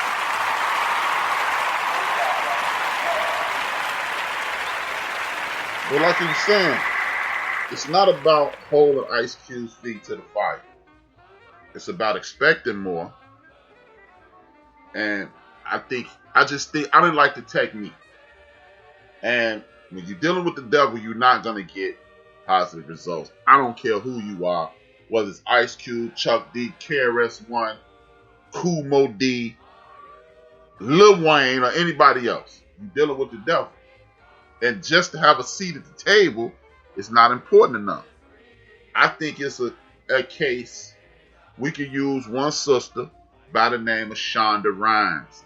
She is the perfect example of this. For those who don't know who Shonda Rhimes is, Shonda Rhimes is a sister who created How to Get Away with Murder. She did the Central Park 5. She did the longest running TV show on network TV today, Grey's Anatomy. And she's made 3 or 7 billion. I can't remember the number. I'm doing this off the top of my head. She's done $3 to $7 billion for ABC TV, ABC Disney. Show you how meeting and laying down with the devil will not, at some point you're gonna get it. Shonda Rhimes gets some free passes because she work at ABC Disney to go to Disneyland. Her and her kids. It's a party. Her sister say, "Hey, can you get me in?" Shonda, how could that be a problem? We talking about $7,500. Shonda, one thing leads to another. They kick upstairs to somebody else. They kick upstairs to somebody else. They kick upstairs to somebody else. To the point where one of these execs was brazen enough to say to the most productive television producer in recent history, "Don't we do enough for you?" Listen to that. This lady is making billions of dollars for this network. And they say, "Don't we do enough for you?" Over some Disneyland tickets, or Disney World tickets, or some Disney amusement park tickets. At the most, it'd have been $300. You can sit back and say, "Well, Shonda Rhimes is a millionaire. Why is she looking for something free?" The same reason if Michael Jordan called you right now and said, "Meet me at the airport," he can fly. You and Michael Jordan could fly to Oregon, where the Nike headquarters is, and you can walk up out of there with anything you want: sneakers, t-shirts, sweatpants, shorts, coats, hats, drawers, and whatever else Nike make. And you and Mike are not gonna pay for a dime, because when you are a valued employee, you get your way. And I think part of this whole situation with our brother Ice Cube, and I will call him my brother Ice Cube, and I'm sorry for being angry with you. I should have just held off. Even though the world didn't know this, I'm letting y'all know. I should have just looked at the situation and said, "I don't know, bro."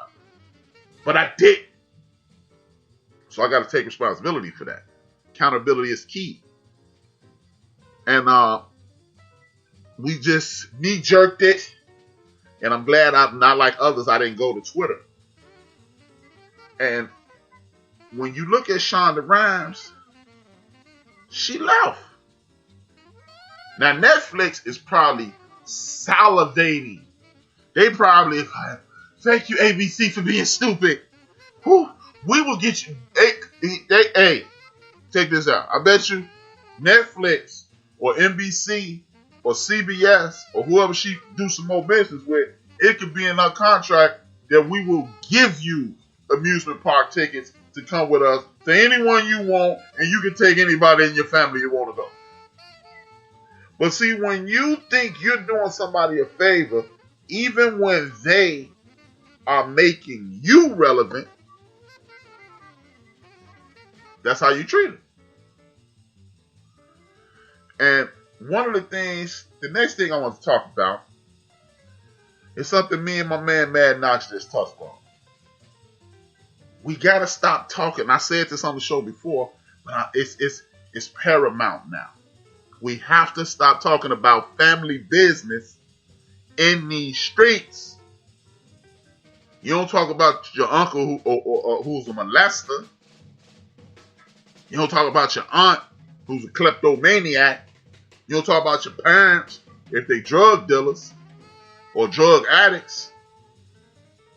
So we gotta, we done got to the point where, like, every time you turn around, no disrespect to this brother, Charlamagne talking about his uncle's girlfriend who molested him when he was 7 to 8 years old.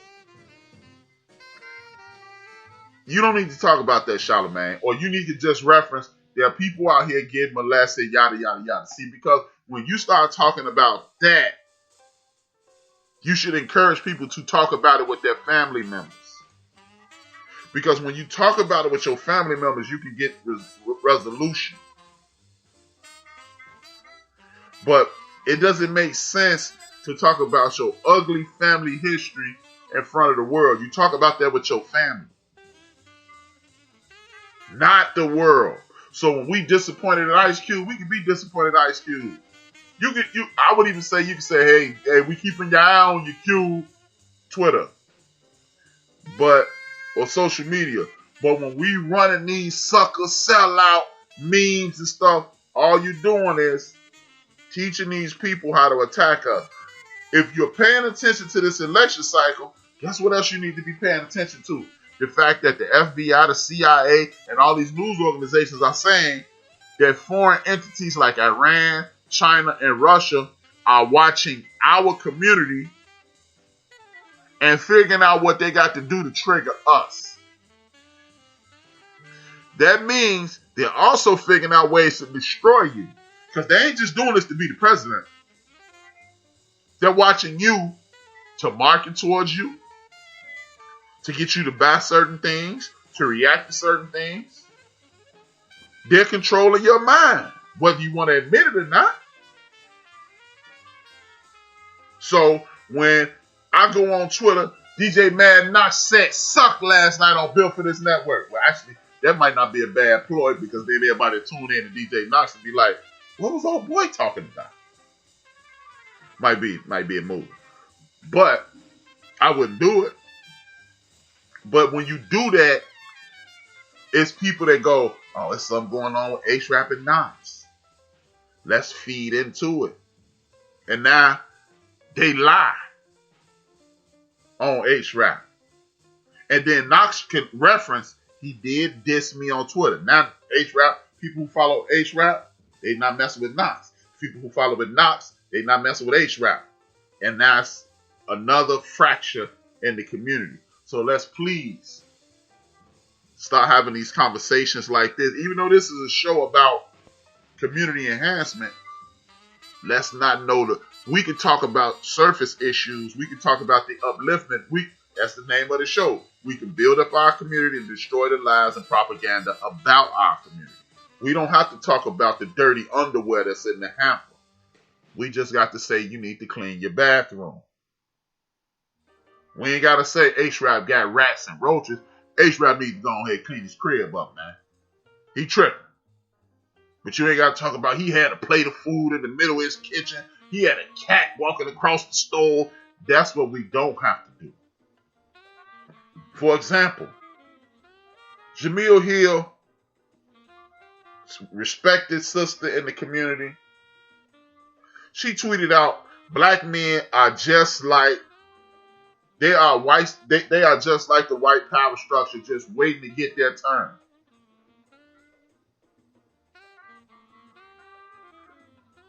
That, and you know, and she was talking about voting. That in itself is a lie.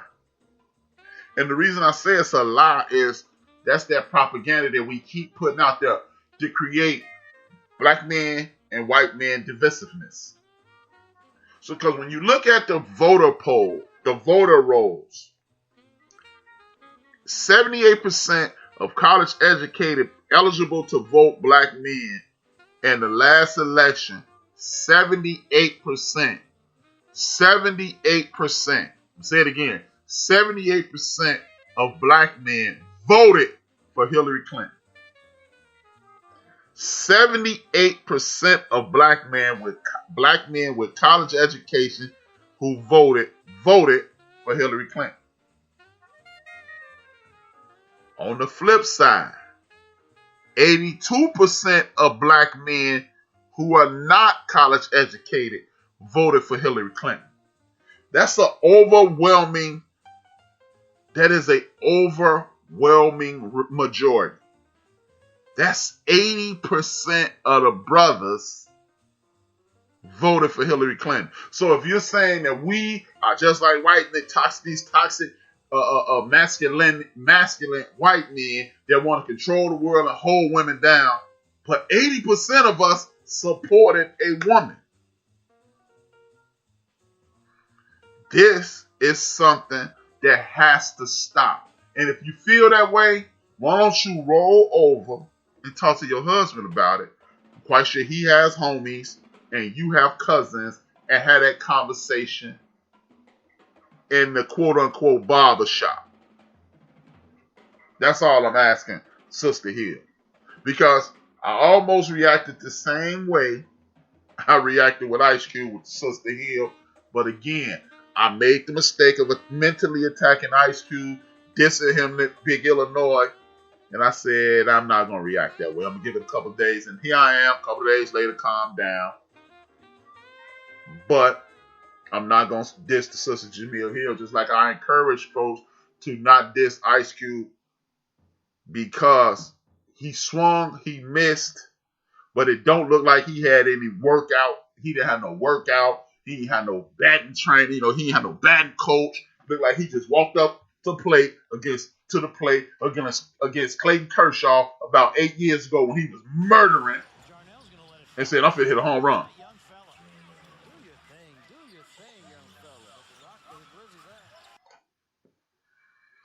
That's what it looks like.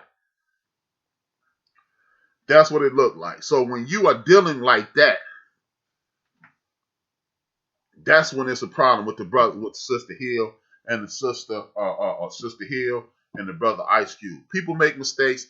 Boy, if I listed, we can do a whole nother podcast on the mistakes HRap made, and then it was going down. Exactly. Group conversations, group phone calls, and those, talk to this about your friends and your family.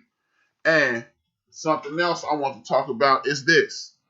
And it's got two things to go, and then I'm out. It's gonna be real quick too. This conversation about black leaders. People all say, why we want a leader, right? The reason you have a leader is so we won't be mad at Ice Cube. See, because what we do is this: we go to California, and I'm just using this as an example, folks. This is not what I want. This is not what I propose. This is just an example. Dr. Harry Edwards, who the brother RC, and I can't think of his brother's name, the notorious PhD. They are sociologists. So just imagine if everybody in California got behind Dr. Harry Edwards and notorious Dr. Boyd. That's his name, Dr. Boyd. Notorious, that's what he is on Twitter, notorious PhD. If we got behind them, everybody in California got behind them, and they became their mouthpieces. Like Huey and Bobby did in the 60s. And like Fred did in the 60s here. And like John Lewis did in the 40s, 50s, 60s, and 70s, 80s, 90s, 2000 in Georgia. And so forth and so on. Cory Booker in New Jersey. And, so forth. You galvanize the troops and you have a mouthpiece. And then we come together and have a national mouthpiece. They are not our leaders. They are so you won't hear RC talking, Knox talking, HRap talking, Big Illinois talking, Red Beauty talking, Lisa talking at the same time. That we saying 8, 9, 10 different things, and now it causes total chaos and mass confusion. So do we need people to lead us? No. But every situation needs a voice. And that voice will be speaking for you. That's why I continue to beg people, ask people, and plead with people to engage in their community. And if you are going to be here, work the system. Find out where the money coming from. Start there, and you'll get to the top quick. Period. The next thing I'm going to talk about real fast is the Donald Trump debate Thursday night. A lot of people walked away saying, see, he finally acted the right way he was supposed to. He got taken down. Okay. What I took away from that was something totally different. The fact that Donald Trump didn't interrupt Joe Biden at every turn. The fact that he wasn't wildly disrespectful at every turn. That didn't show that he had constraint. That showed that the American public, the white media, the white nationalists, and all those people did what he was doing, what they wanted. He wasn't acting a fool. He was acting what he was that voice that I just spoke about for our community. But he was for the dumbass community. He was acting the way the dumbasses wanted him to act. Oh man, this dude crazy. He don't respect nothing. he does respect something. He don't respect your ass, though. That's what he don't respect. He does not respect your ass. And when you don't respect, and when he don't respect you, he can act the way his base wants him to act. See, he's the leader that I just spoke of, or the voice of what I just spoke of the dumbasses. The dumbasses, he speaks for them. And that's what I'm talking about. When you say, oh, well, why we need a leader? You see what has happened over the course of the last 3.5 years? The dumbasses have put 3 Supreme Court justices on the bench. The dumbasses. The dumbasses have taken over the Senate, the U.S. Senate. The dumbasses are aiming at our sisters' health, right, and their rights. Roe versus Wade, their rights to own their own body. The dumbasses have taken over the asylum. And you wonder why, yes, they got a spokesperson. Does he speak for all of them? No.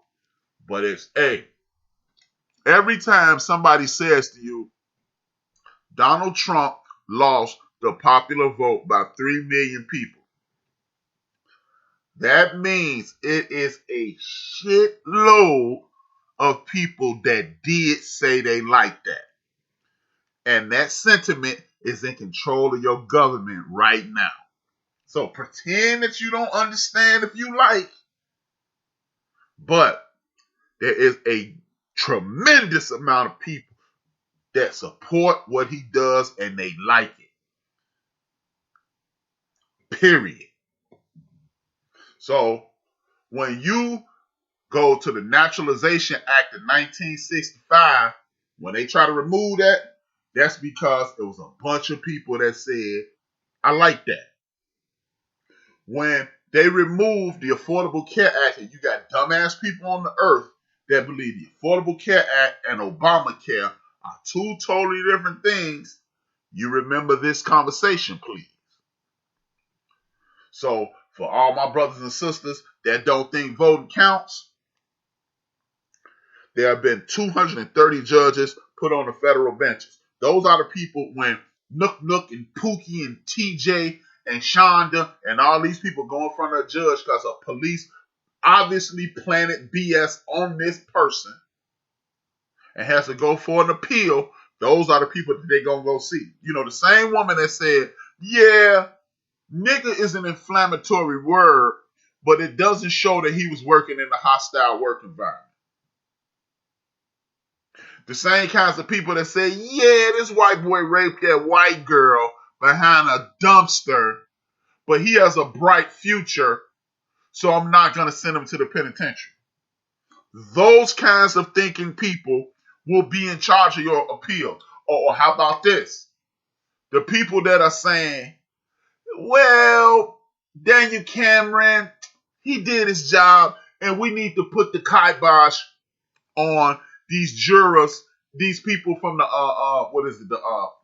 the grand jury. We need to put the kibosh on that. They can't talk. This situation is over. Those people are the people that Brock Turner is the man who raped that lady. Those are the people who are in charge of the courts right now. So when you see these things and voting don't count for you, and then your cousin, your sister, your aunt, your daughter, your grandmother, your brother, uncle, grandfather, friend is in these courts facing these people. That's what I'm talking about. That's why voting counts. Because if you could, guess what? Everybody's saying, ha ha, when he get out of office, Donald Trump going to jail. Which one of the judges going to put him in jail? Former governor of the great state of Illinois. I say that's a loose term. That's just some stuff I've been programmed to say. I'm conditioned to. Former governor of my state, Illinois, Rod Blagojevich, was caught trying to sell Barack Obama's Senate seat sale, SALE. He goes to jail and your boy lets him out. Who let your cousin out? I got a friend, went to penitentiary for a murder he didn't commit, stayed 19 years there, and nobody let him out, and he didn't even do the crime. Rob did it. But these are the people y'all letting out. So, guess what? I'm finna, watch this. The last governor that was a Republican was this dude named Jim Ryan in Illinois. He was the governor from the time I was born until I was about 25. I'm 50 now. Since him, there has not been a Republican governor in the state of Illinois. But Donald Trump let this Democratic governor out. And if you don't think that's a favor for a favor in the future, you out your damn mind. So, oh man, this don't involve, they gonna do what they want to do. They ain't gonna help. Okay.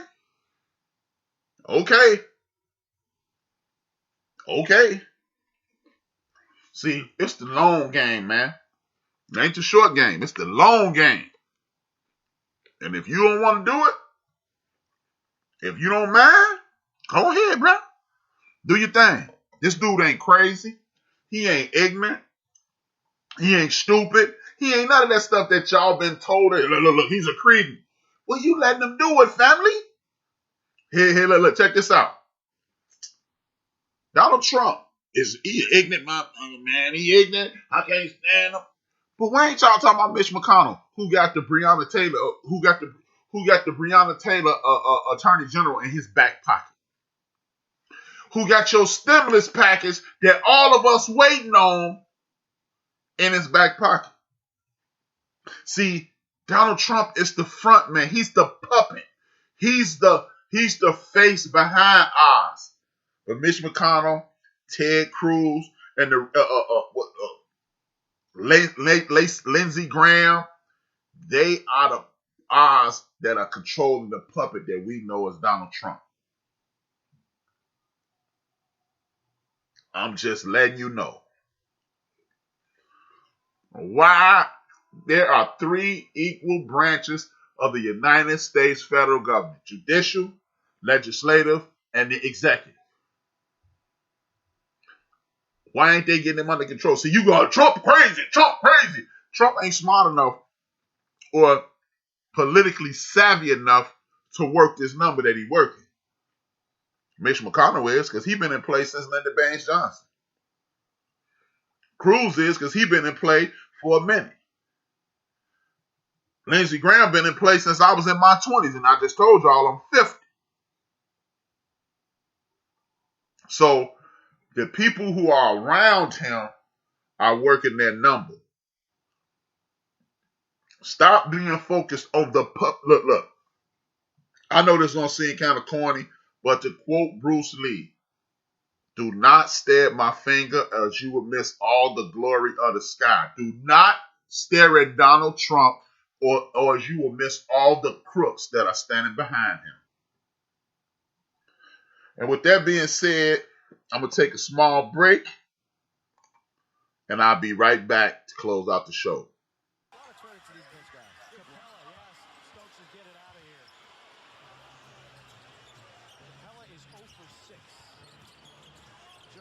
Creates space, and he's fouled and will go to the line. This has been the Jarnell Stokes Show. And he has... Former NBA player and wellness advocate Jarnell Stokes is the owner of Stokes Superfoods. Stokes Superfoods brings the purest form and highest quality products to those who want to turn the tables and take responsibility for their health. Educate people on the power of returning to nature and the holistic inner self. Our products cannot heal any disease alone, but we're here to assist in the healing process for both the mind and body. Stokes Superfoods are highly recommended. For more information, please click on the link in my description box below.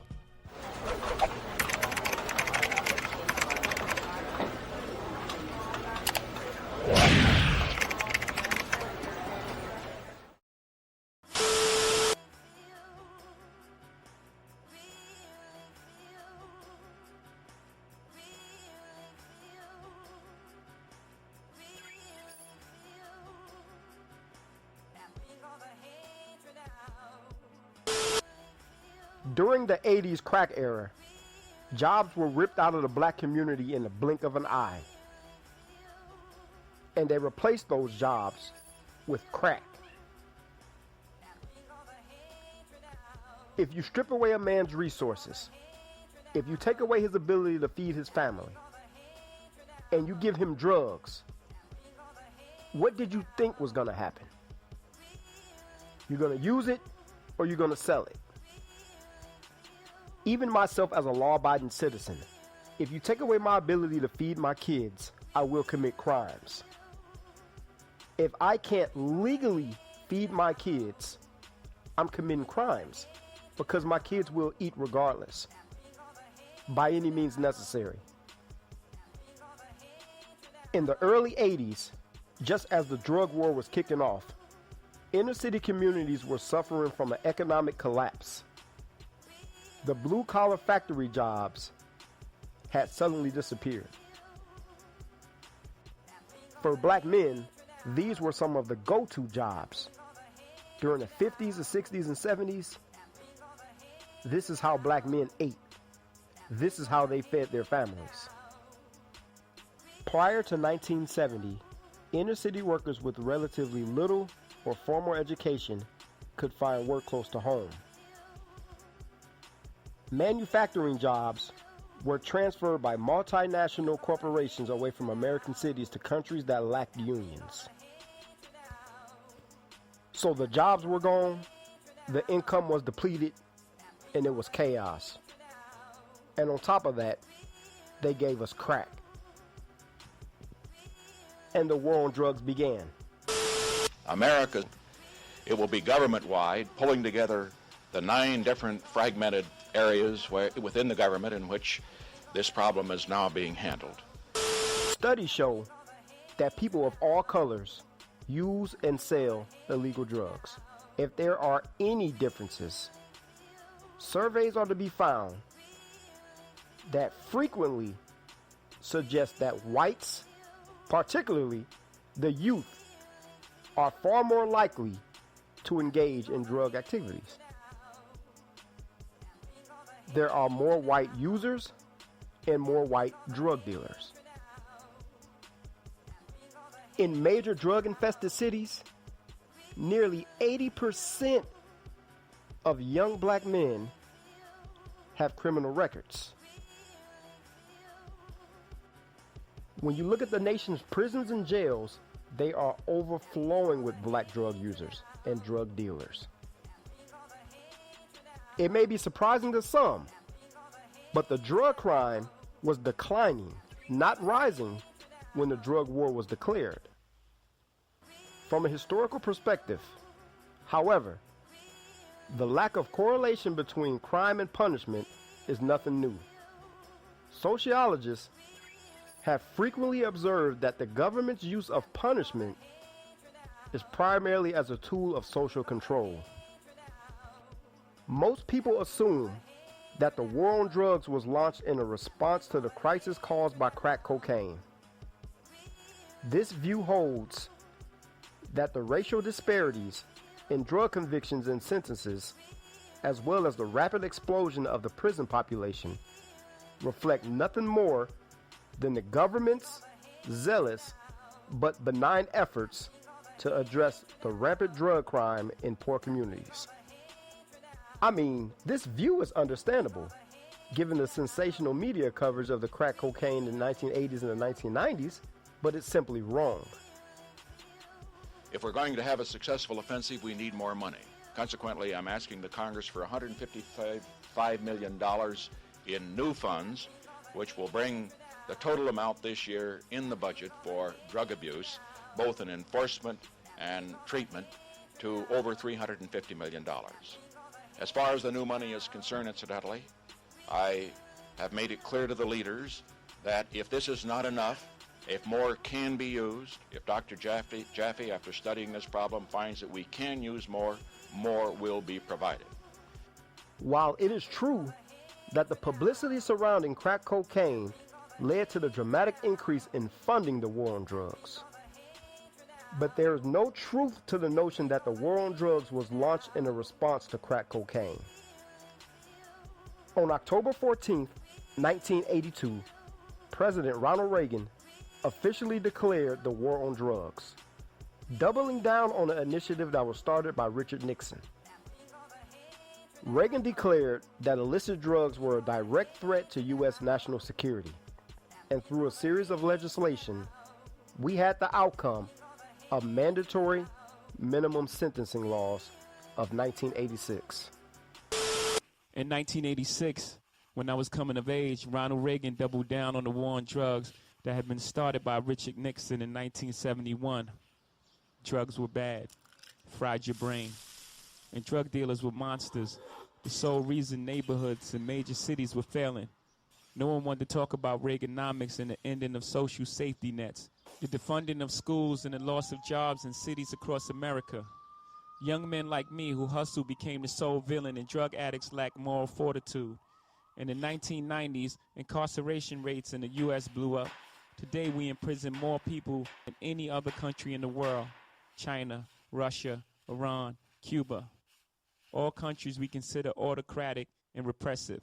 Yeah, more than them. Judges' hands were tied by tough on crime laws, and they were forced to hand out mandatory life sentences for simple possession and low-level drug sales. My home state of New York started this with Rockefeller laws. Then the feds made distinctions between people who sold powder cocaine and crack cocaine, even though they were the same drug. Only difference is how you take it.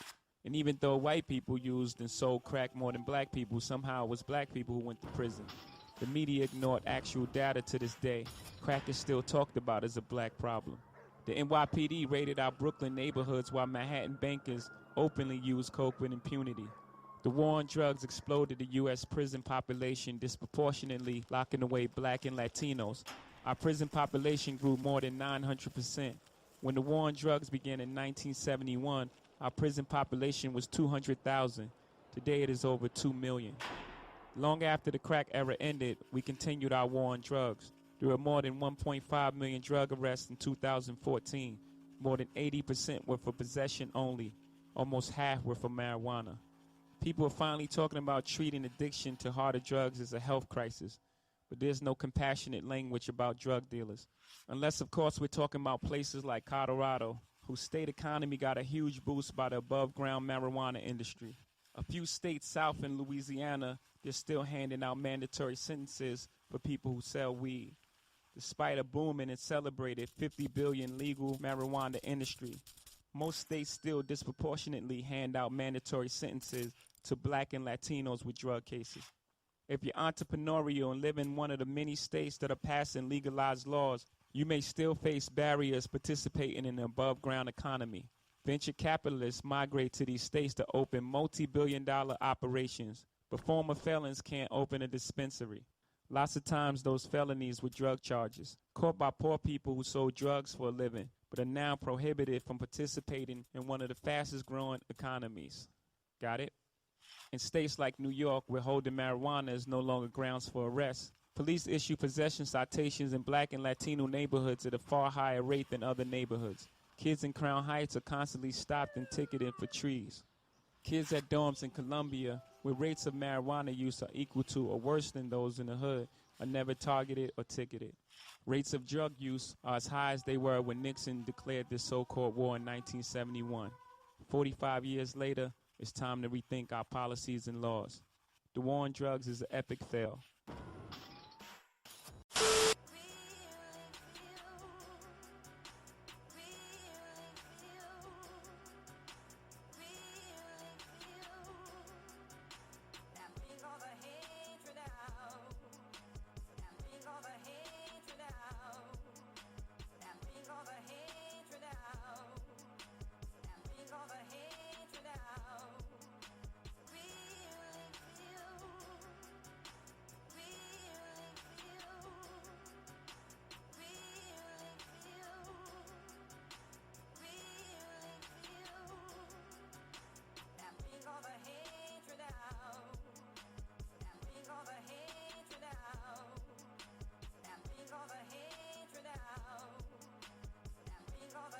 If you strip away a man's resources, if you take away his ability to feed his family, and you give him drugs, what did you think was going to happen? You're going to use it or you're going to sell it? Even myself as a law-abiding citizen, if you take away my ability to feed my kids, I will commit crimes. If I can't legally feed my kids, I'm committing crimes because my kids will eat regardless, by any means necessary.